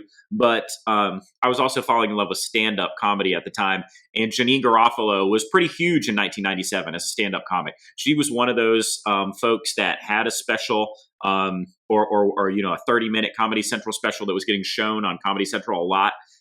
So she's literally one of the first, like, stand-up comedians that I was kind of into as a young person. So huge fan of Janeane Garofalo. I was just watching, and this goes back to Michaela Watkins as well. I was just watching Wet Hot American Dream First Day of Summer Camp series on SNL yesterday. She obviously was in the original as well. Just fantastic all around. The dry, subtle way that she delivers her sarcasm just always works, and just a big fan of Janeane Garofalo. Always have been. Yeah, very solid pick here from Bill. Sammy, you have Tim Robinson, Michaela Watkins, and Robert Downey Jr. So who are you picking with your fourth round pick? Well, truth be told, I was planning on picking Janeane Garofalo for this pick. So I was kind of, looking at my board, seeing who was left. Was a little surprised it took her kind of this long to get picked, even though, her time on the show wasn't super noteworthy. So I'm going to pivot here to somebody who I think I've maybe hinted at, in prior episodes of this show that I'm a fan of, someone who I would have loved to see have more of a time on the show, and kind of joined like a pretty all-star crew that included Taran Killam, Jay Farrow, and Vanessa Bayer. So I'm going with Paul Britton, who, again, somebody who you can't even really look at their post-SNL work to say, they would have, been great if they had had more to do on the show, because I don't really know what has happened, because there's not a lot of tape. Like, I would love to see kind of, him pop up in more things. He had recurring characters at that time that I really loved. And it was, I was in high school at the time. So things like Sex Ed Vincent and Lord Windermere, was very, excited about this new cast member. And I feel like at the time, Will Forte had just left the show. So I feel like they're kind of trying to fill that niche there. But Taran Killam is also kind of able to do some of that weird humor as well. Not exactly a one-to-one to Will Forte, but maybe that's why he didn't get as much time. So I'm going with Paul Britton. So funny. I thought Paul Britton was hilarious on the show, to be honest with you. And I didn't necessarily get why it didn't work, because I felt like there was something there. Yeah, it's so interesting to me. Lord Windermere was so quotable. I was writing his name down for you, Sammy, and I wrote Lord Windermere. I was like, wait, it's Paul Britton. Yeah, he was so good. Sammy wants some treats, and he got Paul Britton on his team. So, Kirstin, what do you think about Sammy's pick here with Paul Britton in the fourth round? He took my pick. This is actually really stressful, this whole exercise, by the way, because when you're at one end of it, it is really stressful, but then all of a sudden you get both in a row. I can't decide, but Paul Britton 100%. If you consider the lineup he was in company with, and I wrote this down so I didn't forget any of these stellar people, but it was Fred, Will, Bill, Seth, Andy, Jason, Keenan, Kristen Wiig, Abby, Bobby, Nassim. How am I saying her name? Nassim. Yeah. Thank you. Jenny. And then we had Pete Davidson join the phone. How do you stand out? So the fact that he had two memorable, or more than two, but memorable characters among that group of people is already formidable. I can't imagine being among that company and how tough it would have been to really make your mark. So I agree. I don't know why he was not on the show. And I think it was just a matter of circumstance, just wrong time, because you can look back at his stuff now and find it so funny. And as you said, you try to find more and you can't find it, and there should be more. So I'm bummed, but I'm great that we're talking about it. I'm happy that we're talking about it. Yeah. All right, Anthony is up next. He has Martin Short, Joan Cusack, and Chris Elliott as part of his cast. So, Anthony, who are you going to pick in your fourth round? I'm keeping true with what I've been doing, picking a lot of people who their careers have really shown some character work and some really, just awesome choices that you kind of wouldn't expect leaving SNL. And somebody that I think would round this out really well with what I've got going here. I'm going with Siobhan Fallon Hogan. Huge career beyond SNL. So much great character work that I think would have really fit in had they figured out a lane and an opportunity for her. So I'm picking at my fourth. Yeah, I thought she was really great when she was on the show. I mean, she comes on and seriously stands out, and starting to in that way, find a replacement for Jan Hooks and then Victoria Jackson, and they're trying to figure out like how to work in these new women, and doesn't end up flourishing on the show, but off the show has like a big role in Seinfeld and like is in a bunch of movies. We actually got to interview her a couple seasons ago, so go back and check that one out. And I think this is a really fun pick because she could have had a very long career on the show. Haskell, what about you? How do you feel about Siobhan Fallon? Yeah, I think she falls into that category of she's an actress. She's an actor. And like she was brought into a sketch show, and just because being an actor didn't work on a sketch show doesn't take away from her ability. She's a very good actor. But I think if given time, that's the theme of it, right? You go back to the Joan Cusack pick. Like, I think another one that's an actor, not necessarily a sketch person. So if given the time and given the time to adjust, they would have done some really good character work. Yes, for sure. Well, Kirstin, you're going to finish up the fourth round and then kick off the fifth round of the draft. So let's start with your first pick. I've got a wild card, and I'm going to tell you why I chose this person. It's pretty random. I think they also fell victim to just the company that they were keeping that was so hard to cut through. And you're going to laugh, John, because I've referenced this person before as a real deep cut, but it's John Rudnitsky. Okay. Yeah. Yeah. I feel like that's a good pick, though, Kirstin. I'll tell you why. Because he is such a brilliant physical comedian. And much like a Jim Carrey, he's just elastic. I think of Molly Shannon throwing herself around. He's someone who could do that. The Dirty Dancing on Weekend Update, it was like 3 minutes long to hold the attention of an audience by miming essentially for 3 whole minutes and do it so well, spoke to something that we needed to see more of in terms of talent and potential. He did some fun impressions, seemed, again, really just up for anything, and not sure why his time was cut short. I know he's still doing comedy because I've seen him at Comedy Cellar, and he's a really funny guy and still continuing with the physical comedy. But I think, again, just couldn't cut through the cast in terms of what he was offering and being memorable. And it's a shame because I think there was more there for him. So John is my wild card addition to the team. I think this is a good pick for where we are in the draft. Like, John Rudnitsky could have been a pretty good cast member on the show. I think he was definitely hurt by coming into the show alone on a big cast that had started to gel together and start to form as to becoming part of this new era. And he just didn't necessarily find his fit on the show. But I think this is a solid pick here. Bill, what do you think about John Rudnitsky finishing up the fourth round here for Kirstin? Yeah, that's a great point. I think in this modern time of SNL, coming in by yourself, and I think we've been told that on the show quite a few times, it's very, very difficult to find a way to break through. And I mean, he did some really great impressions, as Kirstin points out. Anderson Cooper and Wolf Blitzer come to mind. Yeah, it's a shame to not have seen more of him. I don't recall him being in an awful lot that year, other than the things that have been mentioned. So it would have been good to see if he had come in with 2 or 3 other people and seen what he could do. Okay, so we have finished up 4 rounds of the draft. Kirstin, it's time to kick off the 5th round of the draft with your pick. 14 picks left to go. It's getting more challenging. I definitely feel the pressure right now as I look at this list. And there is one person I still think I'm glad to grab, for sure, and that would be Jim Downey. All right, tell us more. And Jim Downey certainly has a legacy at the show as a writer and as someone who writes great political comedy. But the times we've seen him on screen are so friggin' hilarious. From Grayson Moorhead Securities Investments, do yourself a favor, go back and watch that one, to Kissing Jonah Hill.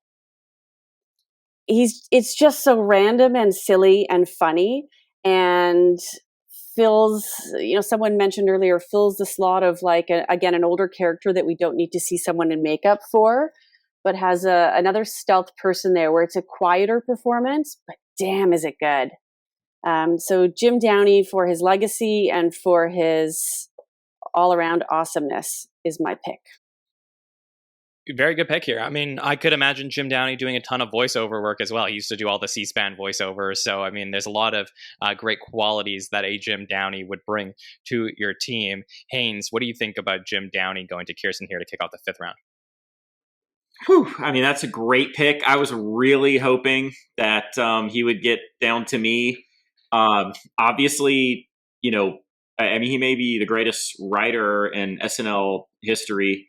But like you said, when he's on screen, he's so hilarious. Let's say he is the greatest writer in SNL history. Yeah. Okay. There. Thank you. Yeah. So he's the greatest writer in SNL history. But when he gets on screen, he is so funny. And yes, it's a little bit one note. It's often kind of like the same type of thing, but it never misses. And he's just such a comic genius. I just am dying to know what we would have, what else we could have gotten out of him if he had more time to develop himself as an actor. Fantastic pick. So jealous. Anthony, you have Martin Short, Joan Cusack, Chris Elliott, and Siobhan Fallon Hogan. Who are you going to pick for your 5th round pick? I've been thinking about this one for a little bit, kind of playing around with who's left and who I think makes the most sense off what I currently got going. And one thing that I think my team is currently missing is, just somebody who has some really great vocal chops. Maybe we can figure out some opportunities and some sketches that can really show this off. I'm going with Christine Ebersole, 2-time Tony Award-winning actress. I think that she'd be a great fit here. Yeah, this is fun. I mean, Christine Ebersole, a cast member during season 7 of Saturday Night Live, very notorious season at the show where they're just still trying to figure things out. But she has some chops on her, and you get to see it on the show. You get to see her, during the weekend update version, the Saturday Night News SNL news break that they were doing at the time, and which has some really good interactions on there. And just circumstantial, doesn't really just find her place on the show there. Bill, what do you think about Christine Ebersole going to Anthony here? I think this is a sneaky great pick by Anthony. She's very underrated and probably one of the greatest singers that's ever been a cast member on SNL. Up there with Cecily for sure. I love her time on the show. It's definitely sullied by the fact that they hadn't figured it out yet, that SNL Newsbreak was a mess with Brian Doyle and Murray, and she came in later in the season and joined him. I would have loved to see what else she could do. And other than her singing, I don't have a lot of things to remember about her. I know she did Princess Diana, Barbara Mandrell, but it's a great pick, and did a lot of great work over the last 40 years since she left. So. Yeah, mostly impressions during her time on the show, and those are 2 that I remember as well, Bill. So great pick here from Anthony Conway. And now Sammy Kay, who has Tim Robinson, Michaela Watkins, Robert Downey Jr., and Paul Britton, will make his 5th pick. Guys, I'm feeling really good right now because I'm looking at this, kind of who's left here on the board, and I see a name that I've, over the last couple of picks, I'm like, okay, I'm really hoping nobody touches them, and then Kirstin picks Jim Downey. I'm like, okay, is this going to start kind of a trend here with, writers who also were cast members for short periods of time? And I just have one question for the panel. You'd get the juice, right? I am picking Robert Smigel here, who I know Bill's best friend, Robert Smigel. I know he's going to be really upset about this. And it seems like I just picked just got it, so close, Bill. But Robert Smigel is so funny. Obviously, goes on to having a lot more on-camera appearances on Conan's show, and of course, Triumph the Insult Comic Dog, and to have him be able to play around a little bit more for obviously the 94 to 95 season, with Sandler and Farley, just to get a little bit more of that would have been great. So Robert Smigel's my pick. I mean, I have to go back to Bill on this one right now because, tell us what you think. Listen, I was chatting with my BFF just the other day, and for Sammy to swoop in here and grab him, I'm mad props, Sammy. Like, I thought I was going to get him. I'm scrambling now who I'm going to go with next. This was such an interesting era of the show. I mean, if you told somebody who just started watching the show in the last 15 years that writers were constantly put into these situations, whether it was a weekend update piece or, featured players a lot in like season 5. And it's hard to separate the writer and the performer. He didn't have a lot to do. And the only reason he didn't stick around was because he got hired to be head writer at the new Conan show. So it would have been interesting to see what would have happened, but I don't like the trajectory that would have happened because he wouldn't have come back to do TV Funhouse for 15 years. So everything happens for a reason, I suppose, even Sammy stealing my damn pick. So great job. Yeah, and I think you stole a lot of people's picks here. I was surprised. This may be the steal of the entire draft, getting Robert Smigel where you got him here. Okay, Bill, you have Chevy Chase, Casey Wilson, David Koechner, and Janine Garofalo, and you cannot pick Robert Smigel, so you have to go with somebody else here in the 5th round. Who are you going to go with?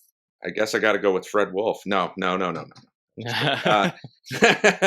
I think I'm going to go with somebody again. Haskell's praying right now, by the way, for all the audio listeners, that you don't pick somebody. Yeah. That, these terrible seasons that these people were stuck being on. But season 6 in particular, right from the very first cold open of season 6, they start comparing them to these giants of the show, Bill Murray's and the John Belushi's. And the true star of season 6, for all its faults, was Charles Rocket. So I'm going to go with Charles Rocket. He was the Weekend Update anchor. He did a Reagan, albeit not a great Reagan. And then the Rocket Reports. I mean, this was it's kind of a precursor to the pre-tapes that we got later on, where he would walk the streets of New York City and ask these crazy questions of regular people. And of course, he said the famous F-bomb after the Charlene Tilton episode, and everything went downhill from there. But it would have been interesting to see if those incredible expectations hadn't been put on him, and if he had been on a different season. Maybe a season 7, if he had come in with the Ebersol group, if he would have shined even more. So I'm going with Charles Rocket. This is a fascinating pick for me because I was thinking about this a lot. It would do I take Charles Rocket at certain points? The name recognition isn't necessarily there, but when he was on the show for 12 episodes, he put up numbers that were so historical that no one has ever matched him analytically in the history of the show. His sketch per episode average is 6.92, and I know it's a small sample size, right? So 83 sketches in 12 episodes. That is 0.52 points higher than Phil Hartman, who's like the Babe Ruth of SNL analytics. So it's, you would never count him historically as being a better cast member than Phil Hartman because it's such a small sample size. But for those 12 episodes, he was the show. And it's insane to think about. So for me, putting him in a different context where you could see him again is a fascinating thing to think about. So Haynes, you looked upset that Bill took this pick. Were you going to go with Charles Rocket? Yeah, I was. And listen, I know that we're all aware of, the sample of folks that we have to choose from. So as we get toward these later rounds, he was the last real great left on this board as far as just a big name who was so good. I knew that there was a chance that he would get taken before he got to me, but it's just this has been another round, just like, round 3 for me, where people are just disappearing left and right. It's a fantastic pick. But man, watching Downey and Smigel and Rocket, it's just my list it's evaporating. So we'll have to see what I come up with. Okay, well, 10 picks are left in this draft, and Haskell, you're going to make your 5th pick. You have Ben Stiller, Jenny Slate, Mike O'Brien, and Rob Riggle on your team. Yeah, just for the record, I wasn't praying. I was just exacerbated. Like, when you get to this point on this list, you're like, okay, what do I have left for justifications? Like, how deep into the list am I going for sketches to pull out? But I'm excited because I'm not thinking of this as a gelling cast. Like, these are, to me, individual picks and individual careers. But I was really hoping to grab this person as a really good impressionist. John, we got the chance to sit down and talk with this former cast member once. I'm going to go with Dean Edwards. Really, really great impressionist. And when you want to talk about not just having more time on the show, but when you think about the specific time that person was on the show, and then you build it out, he left the show in, I believe, 2003. And that's just a couple years before future President Barack Obama comes on the scene. You're talking about potentially having the opportunity to take over a massive impression. And also, you can put it out there that if you had Dean Edwards on the cast, you don't have to do the weird Fred Armisen in makeup Obama for a few years. And I did, I'll be 100% honest. He was super cool to sit down and talk with. Seemed like a really great guy. So that kind of factors in as well. Yeah, a fantastic pick here. I mean, I think he was so meant to be on Saturday Night Live. He talked a lot about how he just grew up idolizing Eddie Murphy, and I really feel like he had Eddie Murphy-like qualities in him. It just was bad timing for him on the show. He didn't necessarily get the chance to show off everything he could. There's this really amazing, and I think it's on YouTube, and I recommend this to all of our listeners to go check out, this A&E documentary that they did during Dean Edwards' time on the show, and they go behind the scenes of one of the episodes. I think it's a Gwyneth Paltrow episode, and they show how that week was created. And there is a whole segment on them creating a Michael Jackson sketch for Dean Edwards, and it gets cut at the last minute. And it's like one of those things, he's just so devastated because he looks so good and he's working so hard. The impression is just like fantastic. And Lauren ultimately cuts it because the impression is too good. And, that's the type of thing where it's like wrong place, wrong time. Had he been in a different situation, he may have succeeded on the show. Had the show been more actively diverse, I think he could have definitely succeeded on the show. So I think, this to me is a huge what if scenario. And he's just ultimately a really, really great guy here. So I love the pick here, going with Dean Edwards over here. I actually didn't realize that he had only been a cast member for that short amount of time. I just watched the movie Top 5. Not sure if y'all have seen it, but he has like a quick stand-up bit at the very end of it. And that was what I first saw when I was then doing research, putting the list together. But definitely got to look up that Michael Jackson impersonation for sure. Oh, he's so good. Yeah. Okay, Haynes, over to you. You have Harry Shearer, Damon Wayans, Nancy Walls, and Jerry Minor. Who is your 5th pick? Yeah, so this is tough since... Again, I've just lost a lot of potential cast members here recently. So I'm kind of debating, and I understand that I'm going to get, another pick, just around the corner after you get your 2. So, but it's not going to be the person that doesn't get chosen now. This person's getting X because I know what my final pick is going to be if they're there. So I'm debating between someone who is extremely young and didn't get a chance to grow, and I think has a lot of potential, versus someone else who I don't know that they might have grown as much, but I think they were just better on the show. So I think I'm going to go with the person who I think is just better on the show, which is Noel Wells over Anthony Michael Hall, who I think is so young. We could have let him grow into something, but I'm just going with the person who's better, Noel Wells. Yeah. Go ahead. No, I was just going to say, and that means Anthony Michael Hall is not getting chosen by me. He's off. Well, maybe not. I mean, I still have 2 picks to go, and maybe I'll take him. Not by me, I said. Yeah. Yeah, but no, maybe you'll get him on the turn because you still have one more pick after this. So, yeah, I mean, for me, Noelle Wells, season 39, just one of the situations where she just doesn't get the opportunity necessarily to shine on the show. Who knows if they would have given her another chance, but had the potential there and gets cut with a ton of people who don't get through that purge that Beck and Kyle get through. And Noelle Wells goes to Haynes over here. Sammy, would love to know what you think of the Noelle Wells pick. Noelle Wells was definitely somebody who was on my long list. Maybe I would have picked her if she had gone to me. I just remember her being like a very strong impressionist, especially in those audition tape sketches that they would do a lot during that era. Specifically, I remember, the 50 Shades of Grey kind of auditions tapes where she's playing Emma Stone. Just really funny impressionist.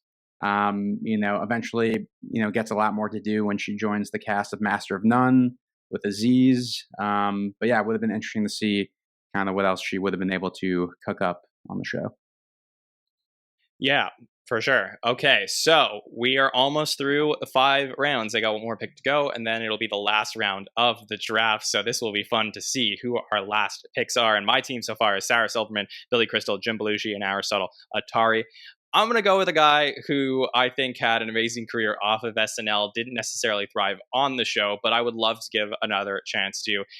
We lost him way too soon, and that would be Gilbert Gottfried from season 6 of Saturday Night Live. I thought this was where Bill was going to go when he ended up taking Charles Rocket, but fine with me. I'll take Gilly because I think, he was young. If you watch season 6, clearly has a lot of work to do to find his way on the show, but what a career off of Saturday Night Live. Just has so many credits to his name as an amazing voice actor as well. And just you can grow up and just you knew the voice. As soon as you hear Gilbert Gottfried, you knew the voice. So for me, it was this is somebody who I think I'd love to have on my team at this point of the draft to give that extra shot to. Bill, what do you think about the Gilly pick here? Yeah, a lot of love for season 6, which I love to see because I think it's unfairly treated sometimes in the history of the show. Gilbert went on to such an amazing career. Another one where you have to kind of separate the thought of how much he hated being on the show. He didn't like to talk about SNL. He didn't have a good time there, but he had some diamonds in the rough that he was able to get on the show. His work with Denny as the Waxman's What's It All About was always really, really funny. And he went on to such a tremendous career, which is great to see for any of these people. Would have loved to seen him come back and host the show at some point. Alas, that was not to be, but great pick. Okay, we are through 5 rounds of the draft, 7 more picks to go, 1 more round to finish things off, and then we will wrap by giving you our pitches for why our picks were the best tonight. So I'm going to kick things off in the 6th round. There are a lot of people left that are interesting to make cases for. I'm going to go with somebody. I think I don't know if this person would have been picked if I didn't pick them, but I feel like I want to go a little bit wild card here for my last pick because I think that this person, another season, another context, maybe another time, could have been a very good cast member on a Saturday Night Live. I'm going to go with Denitra Vance from season 11 of the show. I think, had some really good character work, fit in well. And I mean, look, for Black women on the show, I mean, there just was no historical context for how to succeed on Saturday Night Live. It was, obviously an extremely tough experience for her. And, had Denitra Vance been alive and on the cast now, I mean, I think she would thrive. I mean, in the way that we see Ego thrive. So for me, this to me, given the concept of what we're doing here, which is giving somebody an extra shot to be a part of the show and displace them, through time and space to their potential SNL primes, I have to consider taking Denitra Vance, and that's what I'm going to do here for my final pick to join my team of Sarah Silverman, Billy Crystal, Jim Belushi, Aristotle Atari, and Gilbert Gottfried. So there you go. Haskell, what do you think of the Denitra Vance pick here? Yeah, like you said, it's when you talk about there was no blueprint, and that's kind of a shame, right? And there's 2 ways to think about the way we're drafting this. Like we said, it's do you extend their time on the show, or do you kind of give them an opportunity to either restart or drop them in a different time? And definitely the type of pick where I think if picked it up, dropped in a different time, she really would have thrived on the show.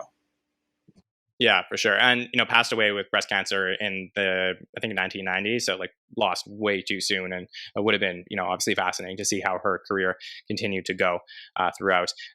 Go ahead, Anthony. Yep. John, really wanted to jump in there too. You said there really is no blueprint, especially at her time as far as making it onto SNL. I think that in her case, it's kind of interesting because she did follow the blueprint. It just didn't necessarily exist. She did Second City. She did, sketch on her own prior to it, had a one-woman show that went up that was incredibly popular. Her career in a lot of ways is very similar and akin to Whoopi Goldberg's, where it's there just wasn't a lane for Black women and Black comedians to, do the things that they wanted to do, have the audiences that they deserve. But it's interesting because it's one of those where it's like the blueprint doesn't necessarily exist because it's being created by the person that's in the process of doing it.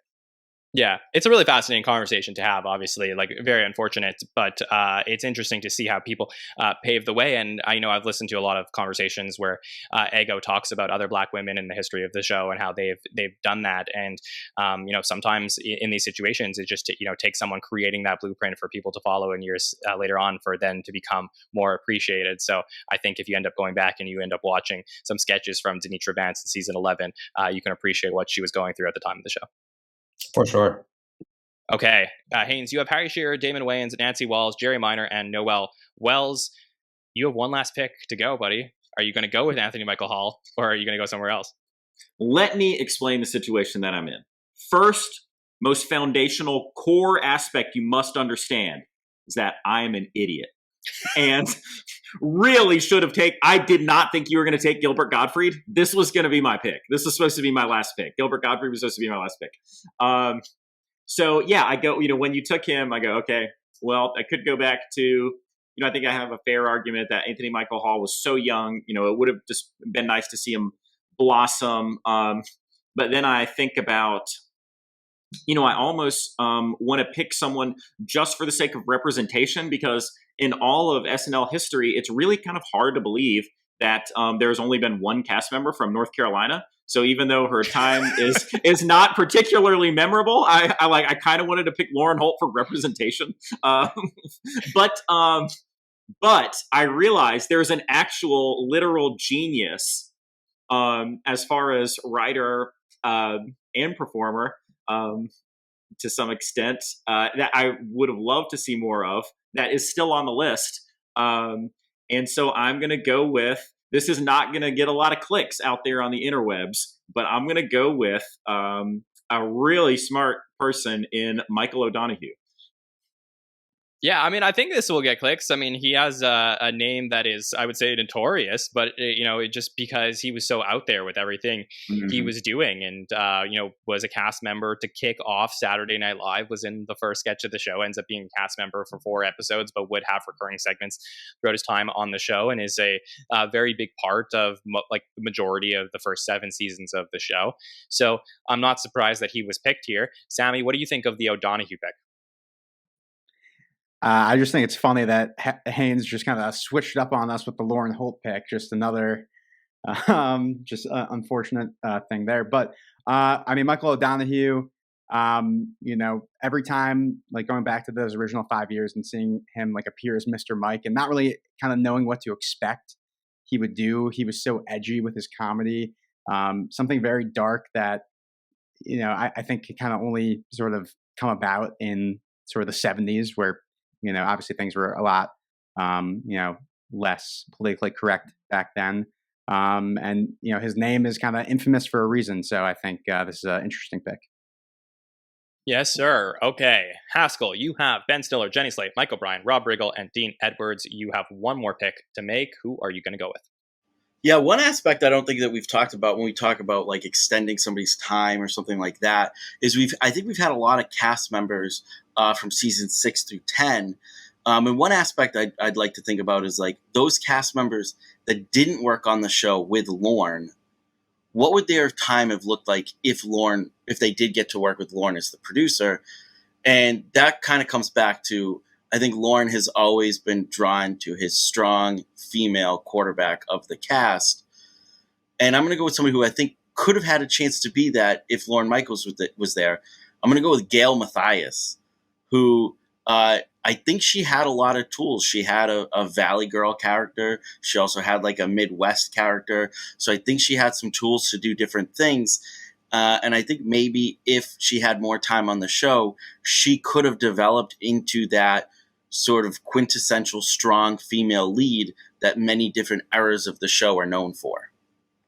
Totally agree with what you're saying. I mean, I think that that's a strong sentiment in our community where people feel like if you go back and you watch season 6, Gail is like the secret superstar of that cast that could have potentially been brought back to the show, but wasn't ultimately. And Bill, I would love to know, did Haskell snipe you here? Definitely did. Probably in the top 5 of the most underrated cast members in history of the show. Just in a sea of garbage that was happening in season 6, she was a shining light. And the fact that Ebersol kept her for that final episode of season 6 when he was retooling, and if the writer's strike hadn't happened, would she have come back? Would Denny have come back? It's a very interesting question, and I think that she definitely could have been a star of the show. Went on to some great voice work, does a lot of animation to this day. So kudos for her, and damn it, picking my pick, Haskell. All right, well, we have 4 picks left to go. Bill, your team is Chevy Chase, Casey Wilson, David Koechner, Janine Garofalo, and Charles Rocket. Who is your final pick? Well, it was down to Gail. If I thought there was a chance I might lose her. So the other person I've been looking at had a career in sketch comedy before coming on SNL. Had the unfortunateness of the Steinbrenner year of Billy and Marty and Christopher Guest, and did a lot of great work. He was on Fridays, I think the only Fridays to SNL crossover in the history of the show. And was also on Not Necessarily the News, an underrated sketch comedy from the 80s and the 90s. I'm talking about Rich Hall. He did a lot of great pre-tapes at the time when he did the Robert Lotta character, which was an underrated impression. This was somebody who had walked into the White House during a party, didn't have credentials, and just kind of wandered around and took pictures with people. And SNL made it into this huge runner for multiple episodes where he would just wander onto the Weekend Update desk, or he'd wander into a sketch, and something that SNL never does anymore. So that was always fun. And he did some good impressions too, David Byrne and Paul Harvey. So I'm going with Rich Hall.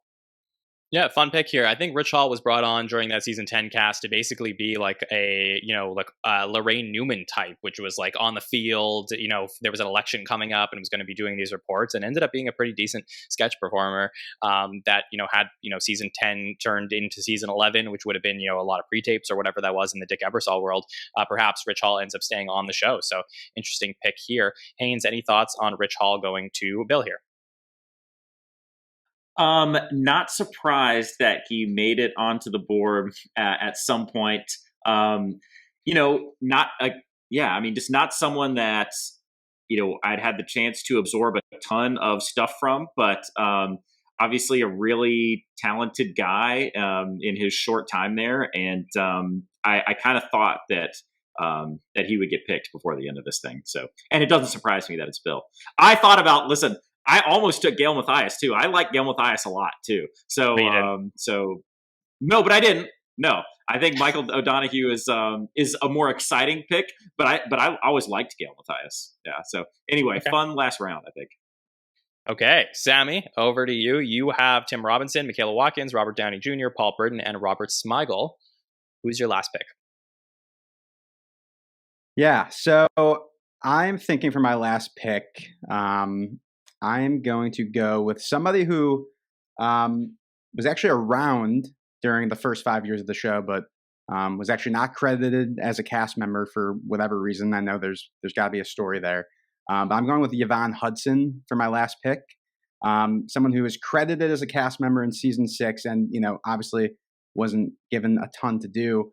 But I look back at season 5 and, there are so many sketches where, there's not a black female cast member on the cast, and they're having Garrett Morrison drag.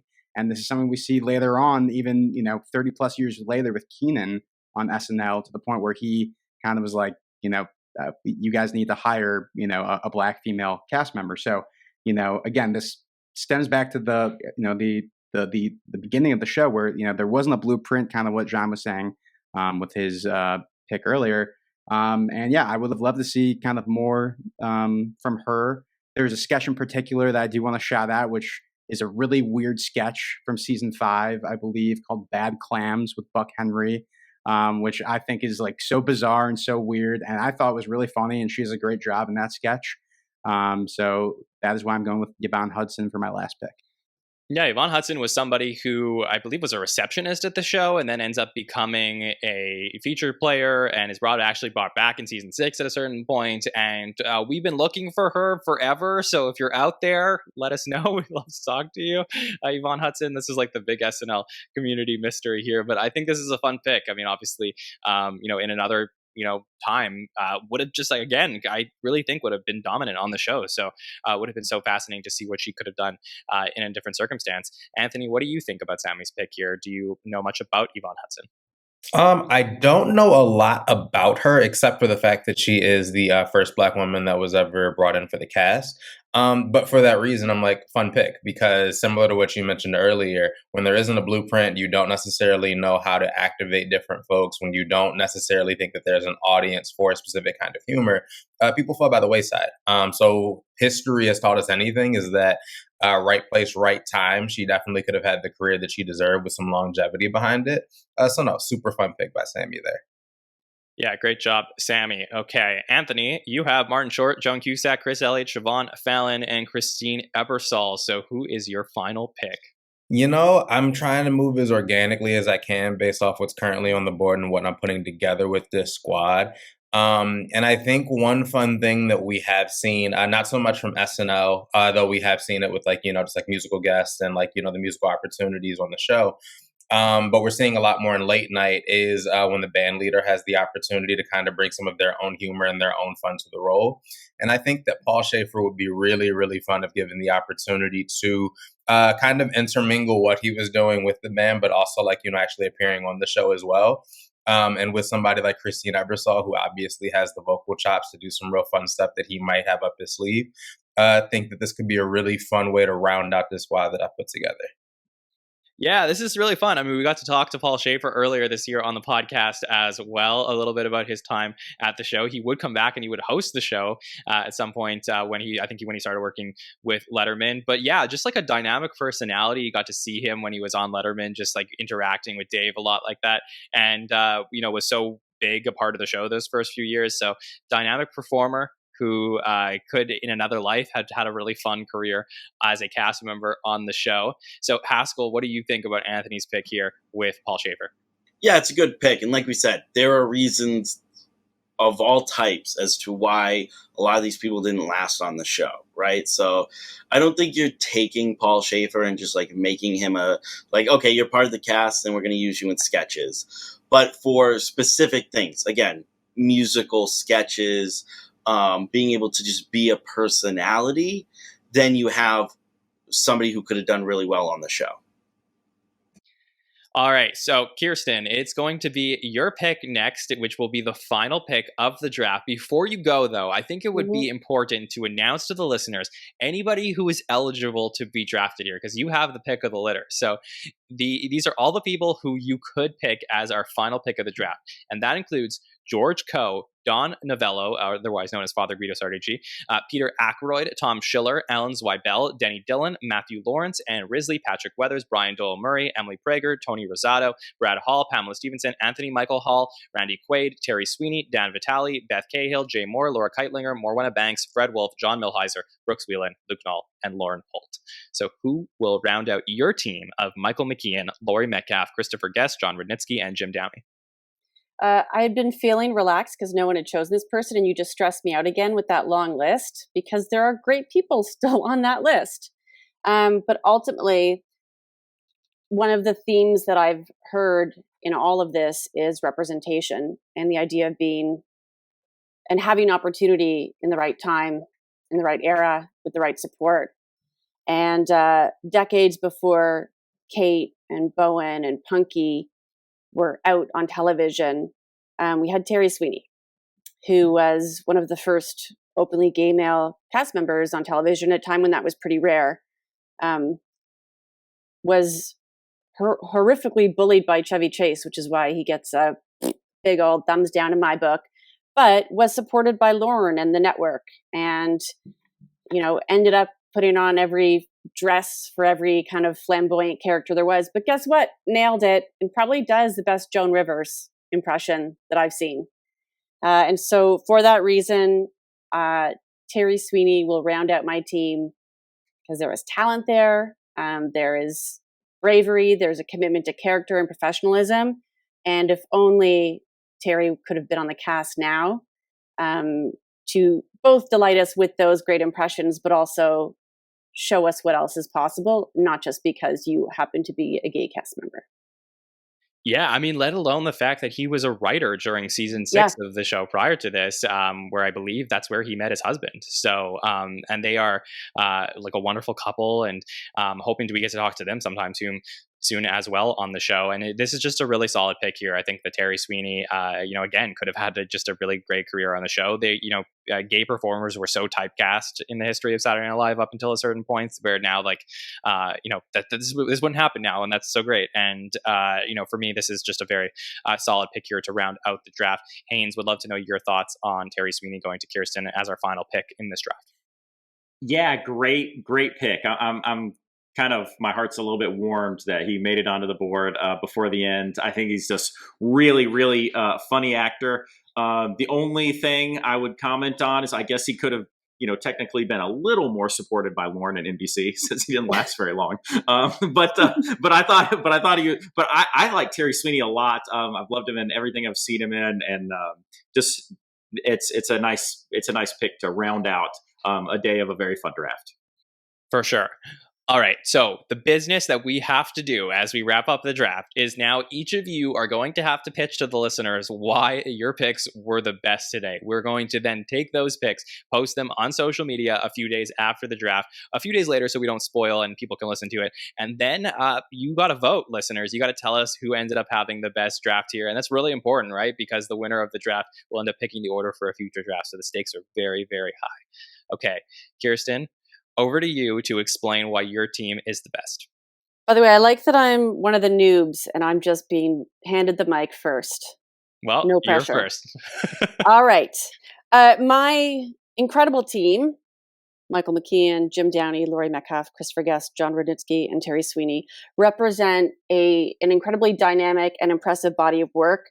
We've got some legends on the team who absolutely deserve a vote out of respect for what they've done.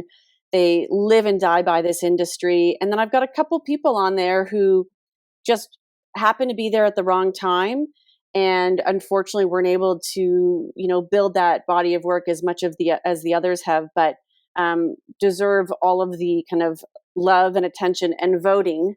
I think I've got a good mix of some ages here. I wish I had more females, but that's a whole other soapbox when it comes to the history of television, not just SNL. Everyone's working on it. And I think we've got people here who just, who comedy is in their absolute blood. And I'm sure we could all say that. But people who only know this industry could not be in any other industry. And that is what makes them so exciting to watch and to have witnessed on the show for as short a time as they were on it. I didn't want to interrupt you, but just the hilarious irony of like, we need more women who were cut from Saturday Night Live to be able to pick. I know. Yeah. But yeah, great job, Kirstin. And even though you were a noob to the draft, I think you did a great job here. So great job. Anthony, over to you for your pitch to the listeners.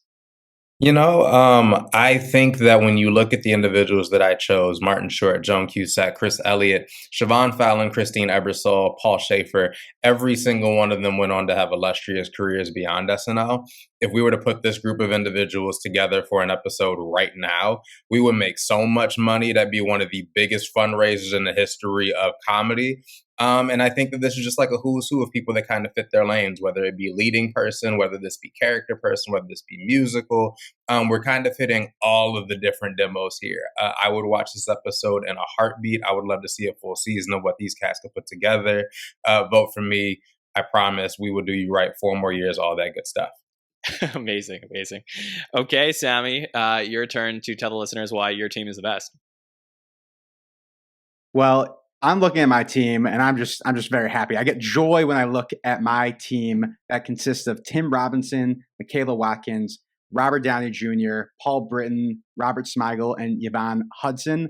This team has a wide spectrum of people who have hit the highest heights you possibly can in the entertainment industry, with Robert Downey Jr., a huge movie star who was so young when he joined the cast, and I think with more time to grow, could have been a great sketch comedian if he wanted to. Tim Robinson, who is currently killing it, and you can argue has the funniest sketch comedy show on TV at the moment, and is just to kind of see him take that flavor of humor and do it on SNL for a couple of seasons would have been exciting to see. Michaela Watkins is somebody who I love to see pop up in everything that we see her in, and to see her kind of be able to be that kind of glue figure for her cast would have been exciting. Paul Britton, who we don't see really much anywhere these days, who I really enjoyed his work on the show. Robert Smigel, who has such a strong comedic voice, who pops up in so many different Adam Sandler movies, but to see him pop up in more sketches would have been a lot of fun. And then Yvonne Hudson, the first Black female cast member, being able to give her the opportunity in a different time to kind of see what she would be able to do, I think makes it for a really well-rounded cast that I have picked today. Definitely. Great job, Sammy. Okay, Bill, you picked the order of the draft today, so tell us why the team that you ended up with is the best. I think I picked the right spot for myself, despite losing a couple of picks that I wanted to go with, but I still ended up with the best team. I've got Chevy Chase, the original superstar of SNL, Casey Wilson, who went on to such tremendous work and happy endings and so many other things. David Koechner, same, went on to so many wonderful things and worked with so many other SNL cast members afterwards. Janine Garofalo, who had the unfortunateness of being on one of the worst seasons in the history of the show, what she could have done on other times. And, of course, Charles Rocket and Rich Hall to round it out, two of the most underrated cast members in the history as well. So vote for me. Haskell, over to you for your explanation as to why your team is the best. All right, let's do this. I got Ben Stiller, Jenny Slate, Mike O'Brien, Rob Riggle, Dean Edwards, and Gail Mathias. I'm sick of losing these things, so I'm bringing out the big guns. It's 4th of July weekend. If you don't vote for me, you hate America. All right? No, I'm just kidding. But, I feel like the people that I picked, I got, impressions. I have people that do character work. I have true sketch actors. I just feel like I have a really well-rounded group of people that could both be role players on the show and a few people who could really break out and be anchors of the show. So, all right, let's do this one. All right, vote for me. Let's get this one done. Let's get Haskell a W. Okay, Haynes, your turn for explaining why your team is the best. While I was practicing this little monologue of defending my team in my head, Haskell just immediately started saying the literal words in the same order that I was going to say. So listen, I think there's a lot. You were also going to say you hate America if you don't vote for me? Something like that. So I think we can all agree a well-rounded cast, you've got to have impressionists. You've got to have character actors with a lot of range. You've got to have a straight man. You've got to have glue characters. And then you've got to have someone who pushes boundaries. So, Harry Shearer, super talented impressionist and voice actor. Damon Wayans, incredible range, great character actor who can still be a wild card. He's got so many abilities, physical comedy, insane facial expressions. Jerry Minor, a great straight man. Nancy Walls, I think could be a very funny, good glue type character. Noel Wells, another good impressionist who didn't get enough time on the show. And Michael O'Donoghue, the edgy weirdo that pushes those boundaries and set the tone for the fearlessness of that first season of SNL. Totally agree with you. I'll tell you now why I think my team is the best, because it is. I mean, listen to this. Sarah Silverman kicking things off, then Billy Crystal, then Jim Belushi, Aristotle Atari, Gilbert Gottfried, and Denitra Vance. I mean, these are all performers that could lead to sketches. If you're watching a show, you want some variety there. So you're going to turn on SNL. Imagine starting things off with a Sarah Silverman sketch and then a Billy Crystal sketch. Oh, wait, there's Gilbert Gottfried and Aristotle Atari doing character work. Like, there's so much here to work with. I'm surprised that these people landed to me, but they did. And just to think about the star power that comes with names in terms of outside of the show between Sarah Silverman, Billy Crystal, and Jim Belushi and Gilbert Gottfried, I mean, this is the team to vote for. So grateful to get to do this with all of you, and thank you for letting me get all of these picks. All right. What a fun draft we had here today. So fun to be with you on this holiday weekend, all of our listeners. I hope you enjoy this one. You got to let us know in the comments what you think of this. Write in the live chat if these picks were good or not, because it's really fun to follow along as we watch the draft go on and develop. But I have to thank all of our friends over here who are on the show with me, who gave us their time today, because it's so great to catch up with them in the middle of the summer between SNL seasons and talk a little bit of SNL with them. Kirstin, is there anything that you would like to plug for the listeners? Thanks for joining us today. You are very welcome. This has been so much fun. There were no sports references. I think they were subtle. See, that's why I didn't get them. Once again, thank you. We have a quarterly intergenerational storytelling event in the Toronto area. Our next show is July 18th, generationwomen.ca. Thank you. Anthony Conway, you crushed it today. So thank you for joining us. Always great to catch up with you. Where can listeners check out everything you got going on?